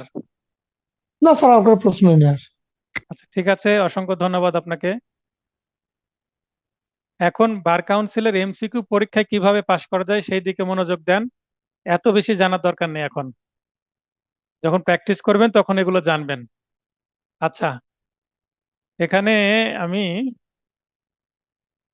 সাদিয়া আপুকে একটু লাইন আসার জন্য অনুরোধ করব। সাদিয়া আপু,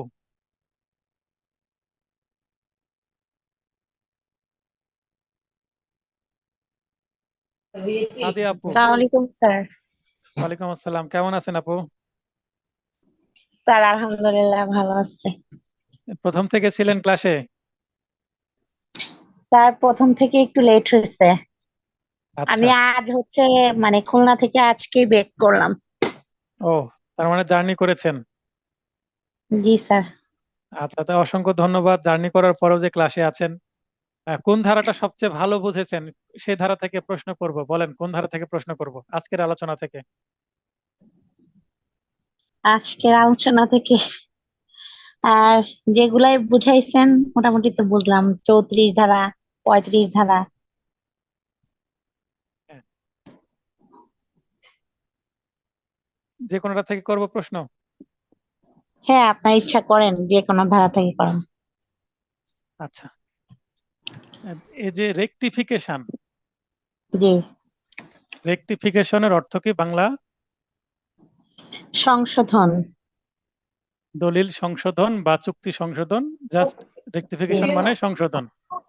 জি। আচ্ছা, এটা এসআর অ্যাক্টের কোন কোন ধারার আলোচনার বিষয়? এসআর অ্যাক্ট হ্যাঁ, এসআর অ্যাক্টের কোন কোন ধারা আলোচনার বিষয়, কোন কোন সেকশনে আছে এটা? 31 থেকে এই চুপ করো, 31 থেকে 34। গুড। তাহলে এখানে 4টি ধারা। যদি এভাবে প্রশ্ন আসে যে দলিল সংশোধন সংক্রান্ত ধারা কোনগুলো, এই 4টা ধারা আমাদের মনে রাখতে হবে। কয়টি ধারায় দলিল সংশোধন আলোচনা করা হয়েছে? সুনির্দিষ্ট প্রতিকার আইনের 4টি ধারায়। ঠিক আছে, আপনারা এইভাবে প্রশ্ন আসতে পারে। হ্যাঁ, তো খুব সুন্দর জি চমৎকার স্যার। উদাহরণ, চমৎকার উত্তর দিতে পেরেছেন। তাহলে প্রশ্ন আগে বুঝতে হবে, বুঝে উত্তর দিতে হবে, তাহলে সেটা উত্তর দেওয়াটা কিন্তু খুব একটা কঠিন হবে না। তো এখানে আজকের 31 ধারায় একটা গুরুত্বপূর্ণ জিনিস, সেখানে আমি বলছি যে দলিল শুধুমাত্র কে সংশোধন করতে পারে বলেন? স্যার, দলিল যে কোনো পক্ষই করতে পারে, স্বার্থ কিন্তু সংশ্লিষ্ট যে কোনো প্রতিনিধিগণ বা যে কোনো পক্ষ। হ্যাঁ, কিন্তু এই মানে সংশোধন করা যাবে কোথায় গিয়ে? সাব রেজিস্ট্রার অফিসে গিয়ে সংশোধন করা যাবে? জি জি জি। আর কোথায় করা যাবে? স্যার আর আর আদালতে বলেন। স্যার আচ্ছা, সোহাগ ভাইয়া এটা হাত উত্তোলন করেছেন। সোহাগ ভাইয়া লাইনে আসেন, আর সাদি জি আপু স্যার। লাইনে থাকেন। বলেন সোহাগ ভাই। স্যার, আদালতের মাধ্যমে এটা সংশোধন করা যায়। এখানে আছে যে শুধু আদালত দ্বারা দলিল সংশোধন করা যায়। তার মানে জি, যদি প্রশ্ন আসে দলিল কে সংশোধন করতে পারে, বলতে হবে আদালত। যে শুধুমাত্র আদালত দলিল সংশোধন করতে পারেন। আর আরেকটা বিষয় হচ্ছে, আমি যেটা উদাহরণ দিলাম যে সাব রেজিস্ট্রারের কাছে গিয়ে ওল্ড দলিলটার একটা সাপ্লিমেন্টারি হিসাবে, রিপ্লেসমেন্ট হিসাবে নতুন একটা দলিল করা যেতে জি, পারে, যে কিন্তু 100 সেটা নাম্বার কিন্তু থাকলে তাহলে 200 নাম্বার, ওই যে কি জানি একটা উদাহরণ দিলেন যে হ্যাঁ, পরবর্তীতে। উদাহরণ দিলাম তো, এটা কিন্তু বাস্তবে করে না, কারণ অনেক টাকা কোর্ট ফি লেগে যায়। সরি, কোর্ট ফি বলছি, রেজিস্ট্রেশন হ্যাঁ ফি হ্যাঁ, লেগে কোর্ট ফি, যায়। রেজিস্ট্রি ফি অনেকগুলা, জি। রেজিস্ট্রি ফি অনেক হয়, তাই উকিলের কাছে আসলে আমরা বলি যে আপনার 10 গুণ কম খরচে আমখারি মামলা করে ডিগ্রি নিয়ে দিচ্ছি। তাহলে আমরা এই প্রশ্ন যদি আসে, তাহলে এক বাক্যে বলবো একমাত্র আদালত দলিল সংশোধন করতে পারেন। এবং কাদের আবেদন ক্রমে দলিল সংশোধন করা যেতে পারে, তখন যে কোন আসতে পারে যে যে কোনো পক্ষের। কিন্তু যে কে কোনো করতে পক্ষ, পারবে? কে করতে পারবে?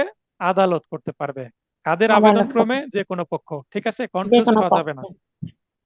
তো ঠিক আছে, আজকে ক্লাসটা তার মোটামুটি। মাথা, তার বলেন। মানে পাড়া জানার জিনিসও মানে মাথা ঠান্ডা, মানে ঠান্ডা রাখার অভাবে ভুলাই ফেলানো হয়। হ্যাঁ, আমি আরেকটা জিনিস আপনাদেরকে বলি যে আগামীকালকে শেষ ক্লাস হবে, আর তারপরে আমি বলে দিব যে এই পরীক্ষাটা কবে নিব, বুধবারে নিব না শুক্রবারে নিব। এখন আমি বার কাউন্সিল থেকে কোনো তথ্য পাচ্ছি কিনা তার উপর ডিপেন্ড করছে যে পরীক্ষা কত তারিখে হচ্ছে। যদি পরীক্ষা দেরি হয় আমরা একটু রিল্যাক্স মোডে যাব, আর পরীক্ষা যদি দ্রুত হয় তার তাহলে আমরা একটু টাইট মোডে, যে সপ্তাহে 2টা করে পরীক্ষা হতে পারে আমার স্যার, কাছে। হ্যাঁ বলেন। 10 নভেম্বর হওয়ার কি কোনো সম্ভাবনা আছে? একটা কত সংবাদ কত পেলাম। কত 10 6? November 10 November? 10 নভেম্বর 10 নভেম্বর যদি পরীক্ষা হয় তাহলে 10 অক্টোবরের মধ্যে ডেট আপনারা জানতে পারবেন। তারা অ্যাটলিস্ট দুই চার আমাদের তো পাঁচ 1 মাস আগে দিনের জানাবে। ভেতরে, জি স্যার, 5-10 দিনের ভেতরেই হচ্ছে ক্লিয়ার করার একটা সম্ভাবনা আছে। তাহলে 10 তারিখে হতে পারে, কিন্তু আমার টার্গেট কেন জানি আমার মনে হচ্ছে যদি নভেম্বরে পরীক্ষা হয় তাহলে 17 বা 24 তারিখে হতে পারে। কারণ 17 আচ্ছা, তারিখ, এই তারিখটা খুবই পছন্দ বার কাউন্সিলের। Important, 22 important. সালের 17 জুন এমসিকিউ হলো, আর 17 সেপ্টেম্বর আবার রিটেন হলো, মানে 17 তারিখটাই বেছে নেয় বারবার, মাঝামাঝি হয়তো বা এই কারণে বা কোনো কারণে। তো যাই হোক, আমরা টার্গেট করছি 17 নভেম্বর হতে পারে। 10 নভেম্বর হলেও অবাক হব না, তবে অক্টোবরের প্রথম সপ্তাহে ডেট অ্যানাউন্সমেন্ট চলে আসা উচিত 10 নভেম্বর হলে। সেক্ষেত্রে জি আমাদের প্রবলেম নেই, আমরা অলরেডি ভালো পজিশনে আছি। মানে আমরা জাস্ট অ্যানাউন্সমেন্ট হয়ে গেলে এক্সট্রা নোট দিয়ে দিব, ফ্ল্যাশ কার্ড দিয়ে দিয়ে আপনাদেরকে জাস্ট বিশেষ কিছু টিপস আছে সেগুলো দিয়ে দিলে আপনারা মডেল টেস্ট দিতে শুরু করবেন। স্যার, তো 23 ঠিক ধারা আছে, থেকে প্রশ্ন এই ধারা থেকে প্রশ্ন ছিল স্যার। স্যার, বলেন। আমি তো হাত তুলে প্রশ্ন করিনি স্যার এখন। হ্যাঁ বলেন। স্যার, 23 ধারাতে যে এগুলো আছে, এগুলো প্রথমটা বুঝি যে কতে আছে চুক্তির যে কোনো পক্ষ, খতে আছে স্বার্থ সংশ্লিষ্ট প্রতিনিধি, তৃতীয়তে গতে আছে বিবাহের ব্যাপারে তৃতীয় ব্যক্তি লাভজনক যার লাভ আছে এরকম তৃতীয় ব্যক্তি যেটা বোঝায়। চতুর্থ, পঞ্চম, ষষ্ঠ এই এই এই ইয়াগুলো স্যার বুঝি না, একটু কম বুঝতেছি আর কি। ঘতে বলা হচ্ছে যেখানে একজন আজীবন প্রজা, জি আজীবন প্রজা মানে তার লাইফ ইন্টারেস্ট আছে। আজীবন প্রজা কারা হয়? যখন কোনো হিন্দু ব্যক্তি মারা যান তখন তার স্ত্রী এই স্বামীর সম্পত্তিতে আজীবন প্রজা হন, মানে উনি বেঁচে থাকা পর্যন্ত এটা ভোগ করতে পারবে। জীবন সত্ত্ব বলা হয়, আজীবন প্রজা হয়। কিন্তু তিনি মৃত্যুর পরে আহ, যার সম্পত্তি তার স্বামীর যারা বংশ পরম্পরায় ছিল তাদের কাছে চলে যাবে, কিন্তু তিনি এই সম্পত্তি হস্তান্তর করতে পারবে না। আমাদের মুসলমানের ক্ষেত্রে স্ত্রী একটা অংশ পায় এবং ইচ্ছা করলে তিনি এটা কাউকে দান করতে পারেন, বিক্রয় করতে পারেন। কিন্তু হিন্দু মহিলা কোনো সম্পত্তি পেলে স্বামীর সেটা জাস্ট ভোগ করতে পারবে বেঁচে থাকা পর্যন্ত। এটা হচ্ছে আজীবন প্রজা, তার ক্ষমতার যথাযথ প্রয়োগ করে চুক্তিবদ্ধ হয়েছে সেখানে অবশিষ্ট ব্যক্তি। তার মানে যদি স্ত্রী, একজন হিন্দু ব্যক্তি মারা গেলেন, তার স্ত্রী একটু সম্পত্তি পেলেন, সেটা নিয়ে কোনো কিছু চুক্তি করেছেন, হয়তোবা এটা হস্তান্তর করছেন না, কিন্তু এটার ব্যবস্থাপনায় অন্যজনকে দায়িত্ব দিচ্ছেন। তিনি যেহেতু মহিলা মানুষ, এটা দেখভালের জন্য অন্যজনকে দায়িত্ব দিচ্ছেন। হয়তোবা তিনি লিজ দিয়েছেন, সেটার একটা বাৎসরিক অ্যামাউন্ট পাবেন সে অনুসারে। তো এখানে অবশিষ্ট ব্যক্তি কারা? তার মানে তার সন্তানেরা বা ওই মৃত ব্যক্তির যারা আরো ওয়ারিশ আছে তারা, তারা যদি কোনো সমস্যা করে তো তারাও কিন্তু এই ডিগ্রি পেতে পারে। বুঝতে পেরেছেন? জি জি বুঝতে পারছি। ও নম্বর বলছে পূর্বাধিকারীর সঙ্গে কৃত চুক্তিতে লাভের অধিকারী উত্তরাধিকারী মুনাফা লাভভোগী। এটা উদাহরণ দিয়ে বুঝিয়ে দিছি। বাবার সাথে চুক্তি আছে অন্য একটা ব্যক্তির, বাবা মারা গেল, এখন আমি আর আমার ভাই আছি। আমরা ওই ব্যক্তির সাথে যে বাবা চুক্তি করেছিল, এই চুক্তির ফলে যে লাভ আমার বাবা পেত ওই লাভটা আমরা পাবো। সেক্ষেত্রে লাভ পেতে যদি কোনো সমস্যা হয় তাহলে আমরা মামলা করে কি পেতে পারি? ডিক্রি পেতে পারি। বুঝতে পাওয়া পেরেছেন? যাবে। জি স্যার। তার মানে বাবার রিপ্লেসমেন্ট হিসাবে পূর্ব বলতে পূর্বপুরুষ, উত্তর বলতে উত্তরাধিকার যারা তাদেরকে বোঝানো হচ্ছে। চুক্তি ভঙ্গের ফলে ক্ষতিগ্রস্ত উত্তরাধিকারী অবশিষ্ট ভাগের অধিকারী। এখানে এই জিনিসটা আরো ভালোভাবে বুঝতে হলে মূল বইটা বিআর একটা পুরোটা পড়বেন, কারণ এখানে খুব সংক্ষেপে তুলে নেওয়া হয়েছে। মূল বইটা যদি আপনারা পড়েন তাহলে জিনিসটা আরো ক্লিয়ার হওয়ার কথা। তারপরে বুঝিয়ে দিচ্ছি যে চুক্তি ভঙ্গের ফলে ক্ষতিগ্রস্ত উত্তরাধিকারী, তার মানে চুক্তি ভঙ্গ হচ্ছে আমার বাবা চুক্তি করেছিলেন কিন্তু আমি দেখা যাচ্ছে ক্ষতিগ্রস্ত হচ্ছি, কারণ বাবা যার সাথে চুক্তি করেছিলেন তিনি আমাদেরকে সঠিক মুনাফা দিচ্ছেন না, তাই চুক্তি ভঙ্গ হচ্ছে। তখন অবশিষ্ট ভাগ বলতে কি বোঝানো হচ্ছে, এটা হচ্ছে এখন বিষয়, যে অবশিষ্ট ভাগের অধিকারী। তার মানে এটা অবশিষ্ট, কমু আর চটা একই রকম মনে হচ্ছে। না, চুক্তি ভঙ্গের ফলে ক্ষতিগ্রস্ত উত্তরাধিকারী এবং অবশিষ্ট ভাগের অধিকারী। এখানে অবশিষ্ট ভাগ বলতে এখানে আমরা ক্ষতিগ্রস্ত হচ্ছি এক পক্ষ, এখন অপর পক্ষ যদি মনে করে যে এই চুক্তিটা আমরা কন্টিনিউ করব না। দেখেন উদাহরণ দিয়ে বুঝিয়ে দিচ্ছি। এর সাথে বি এর চুক্তি হয়েছিল, এ মারা গেল, এখন তার সন্তান সি এবং ডি এই চুক্তিটা কন্টিনিউ করছে বি এর সাথে। ওকে, জি এতটুকু বুঝলেন অবশিষ্ট। তো? জি এখন মনে করেন যে এই বি চাচ্ছে যে এই চুক্তিটা কন্টিনিউ করব না, তাহলে সি আর ডি ক্ষতিগ্রস্ত হচ্ছে। এখন সি আর জি ডি যদি ক্ষতিগ্রস্ত হয়, অবশিষ্ট ভাগের অধিকারী কে? বি। এখন বি আদালতে মামলা করতে পারে, মামলা করে বলতে পারে যে এই যে চুক্তির সুনির্দিষ্ট কার্য সম্পাদন এটা এ যেভাবে করছিল সি ডি সেভাবে করছে না। কারণ চুক্তি হয়েছিল এর সাথে, এ একজন প্রাপ্তবয়স্ক সাবালক এবং তিনি বুঝতেন, সি ডি হয়তো বা নাবালক, তারা বুঝতে পারছে না, তাই তাদের সাথে চুক্তিটা আমার পোষাচ্ছে না। এবার বুঝতে পারলেন ক্ষতি বিষয়টা? হচ্ছে। জি তার মানে এর সাথে আমার যেভাবে বিজনেস চলতো, চুক্তিটা যেভাবে রান করছিল, সিডি এর সাথে সেভাবে রান করছে না। কারণ সিডি শুধুমাত্র টাকা বুঝতে পারছে কিন্তু কোনো দায়িত্ব নিচ্ছে না, রেসপন্সিবিলিটি নিচ্ছে না, জাস্ট প্রফিট নিচ্ছে। তো যেহেতু চুক্তি কন্টিনিউ না হলে সিডি অ্যাকচুয়ালি কি ক্ষতিগ্রস্ত হচ্ছে, কিন্তু অবশিষ্ট জি ভোগী কে? কারণ চুক্তির অপর দিকে আছে বি। তো বি এখানে মামলা করবে, মামলা করে এই চুক্তিটা কি করে দিতে পারে, এই সিডি, সিডি যেভাবে দায়িত্ব পালন কথা সেভাবে দায়িত্ব পালন করানোর জন্য সিডি কে বাধ্য করতে পারে। ব্যাপারটি এরকম। জি বুঝতে পারছি। তার মানে উটা হচ্ছে সিডি এর পক্ষে কাজ করছে, আর আপনার চটা হচ্ছে বি এর পক্ষে কাজ করছে, মানে অপর পক্ষের স্বার্থটাও দেখছে। বুঝতে পেরেছেন? জি স্যার। স্যার একটা বিষয় হচ্ছে, ওই আমরা জানি স্যার 39 ধারায় যেটা আমরা জানি, যেটা আগে পড়ছি, সেটা হচ্ছে দলিল রেজিস্ট্রি, মানে ওই যদি কোনো দলিল বিলুপ্ত করা হয়, বিলোপের আদেশ দিলে তখন ওই কপিটা রেজিস্ট্রি অফিসে পাঠাতে হয় আদালতের মাধ্যমে। কিন্তু এখানে স্যার আপনি ওই যে 35 আর 31 আমরা যে পড়লাম, এই দলিলগুলো কি ওখানে পাঠাতে হবে দলিল সংশোধন সংশোধনের করলে? সংশোধনের মামলাতেও দলিল পাঠাতে হবে। আইনে এখানে উল্লেখ আছে কিনা বিআর একটা একটু ঘেটে দেখতে হবে। আমি হয়তো বা পাইনি বলে কিন্তু দিইনি, কিন্তু বাস্তবে তো পাঠাই আমরা। আমরা কোর্টকে অনুরোধ করলে পাঠাই, কারণ দলিল সংশোধনের যদি হয় সেটা তো গুরুত্বপূর্ণ একটা তথ্য, সাব রেজিস্ট্রি অফিসে যাওয়া উচিত না? জি, বাস্তব এখন কোন কমন সেন্সে তো দলিলটা তাই ওখানে বলে। পাঠাতে হয় সেটা আমরা স্যার ওই যে এই প্রশ্নগুলোতে ওরকম পাই যে কোন দলিলটা ওখানে পাঠাতে হয়, তখন আমরা লিখি যে 39 ধারাতে এই দলিলটা, যখন দলিল বাতিল হয় বিলুপ্ত হয় তখন এটা পাঠাতে হয়। এখন অন্য ধারাগুলো যদি থাকে স্যার, তাহলে একটু মানে কন্ট্রাডিক্ট হচ্ছে না? মানে আমরা সেটাই কোনটা তো, লিখবো? এখন যদি অপশনে যদি সবগুলোই থাকে, তাহলে আপনি একটু খুঁজেন। আপনার এটা হোমওয়ার্ক হলো যে কোথায় কোথায় রেজিস্ট্রি অফিসে পাঠানোর কথা বলা আছে এটা দেখবেন। যেটা পাঠানোর কথা বলা আছে সেটা কিন্তু এখানে দেওয়া আছে। এখন যদি এমসিকিউ প্রশ্ন আসে কনফিউজ করার জন্য, তো যেটা উল্লেখ আছে সেটাই দিতে হবে। জি স্যার। আমিও একটু ঠিক আছে। দেখি, ঠিক আছে, জি আবারও স্যার। দেখি। কারণ যত গবেষণা হবে তত জিনিসটা পলিশ হবে। আর আমার নোটটা মোটামুটি 90% কমপ্লিট, আরো 10% ডেভেলপমেন্ট হলে আরো সুন্দর হবে।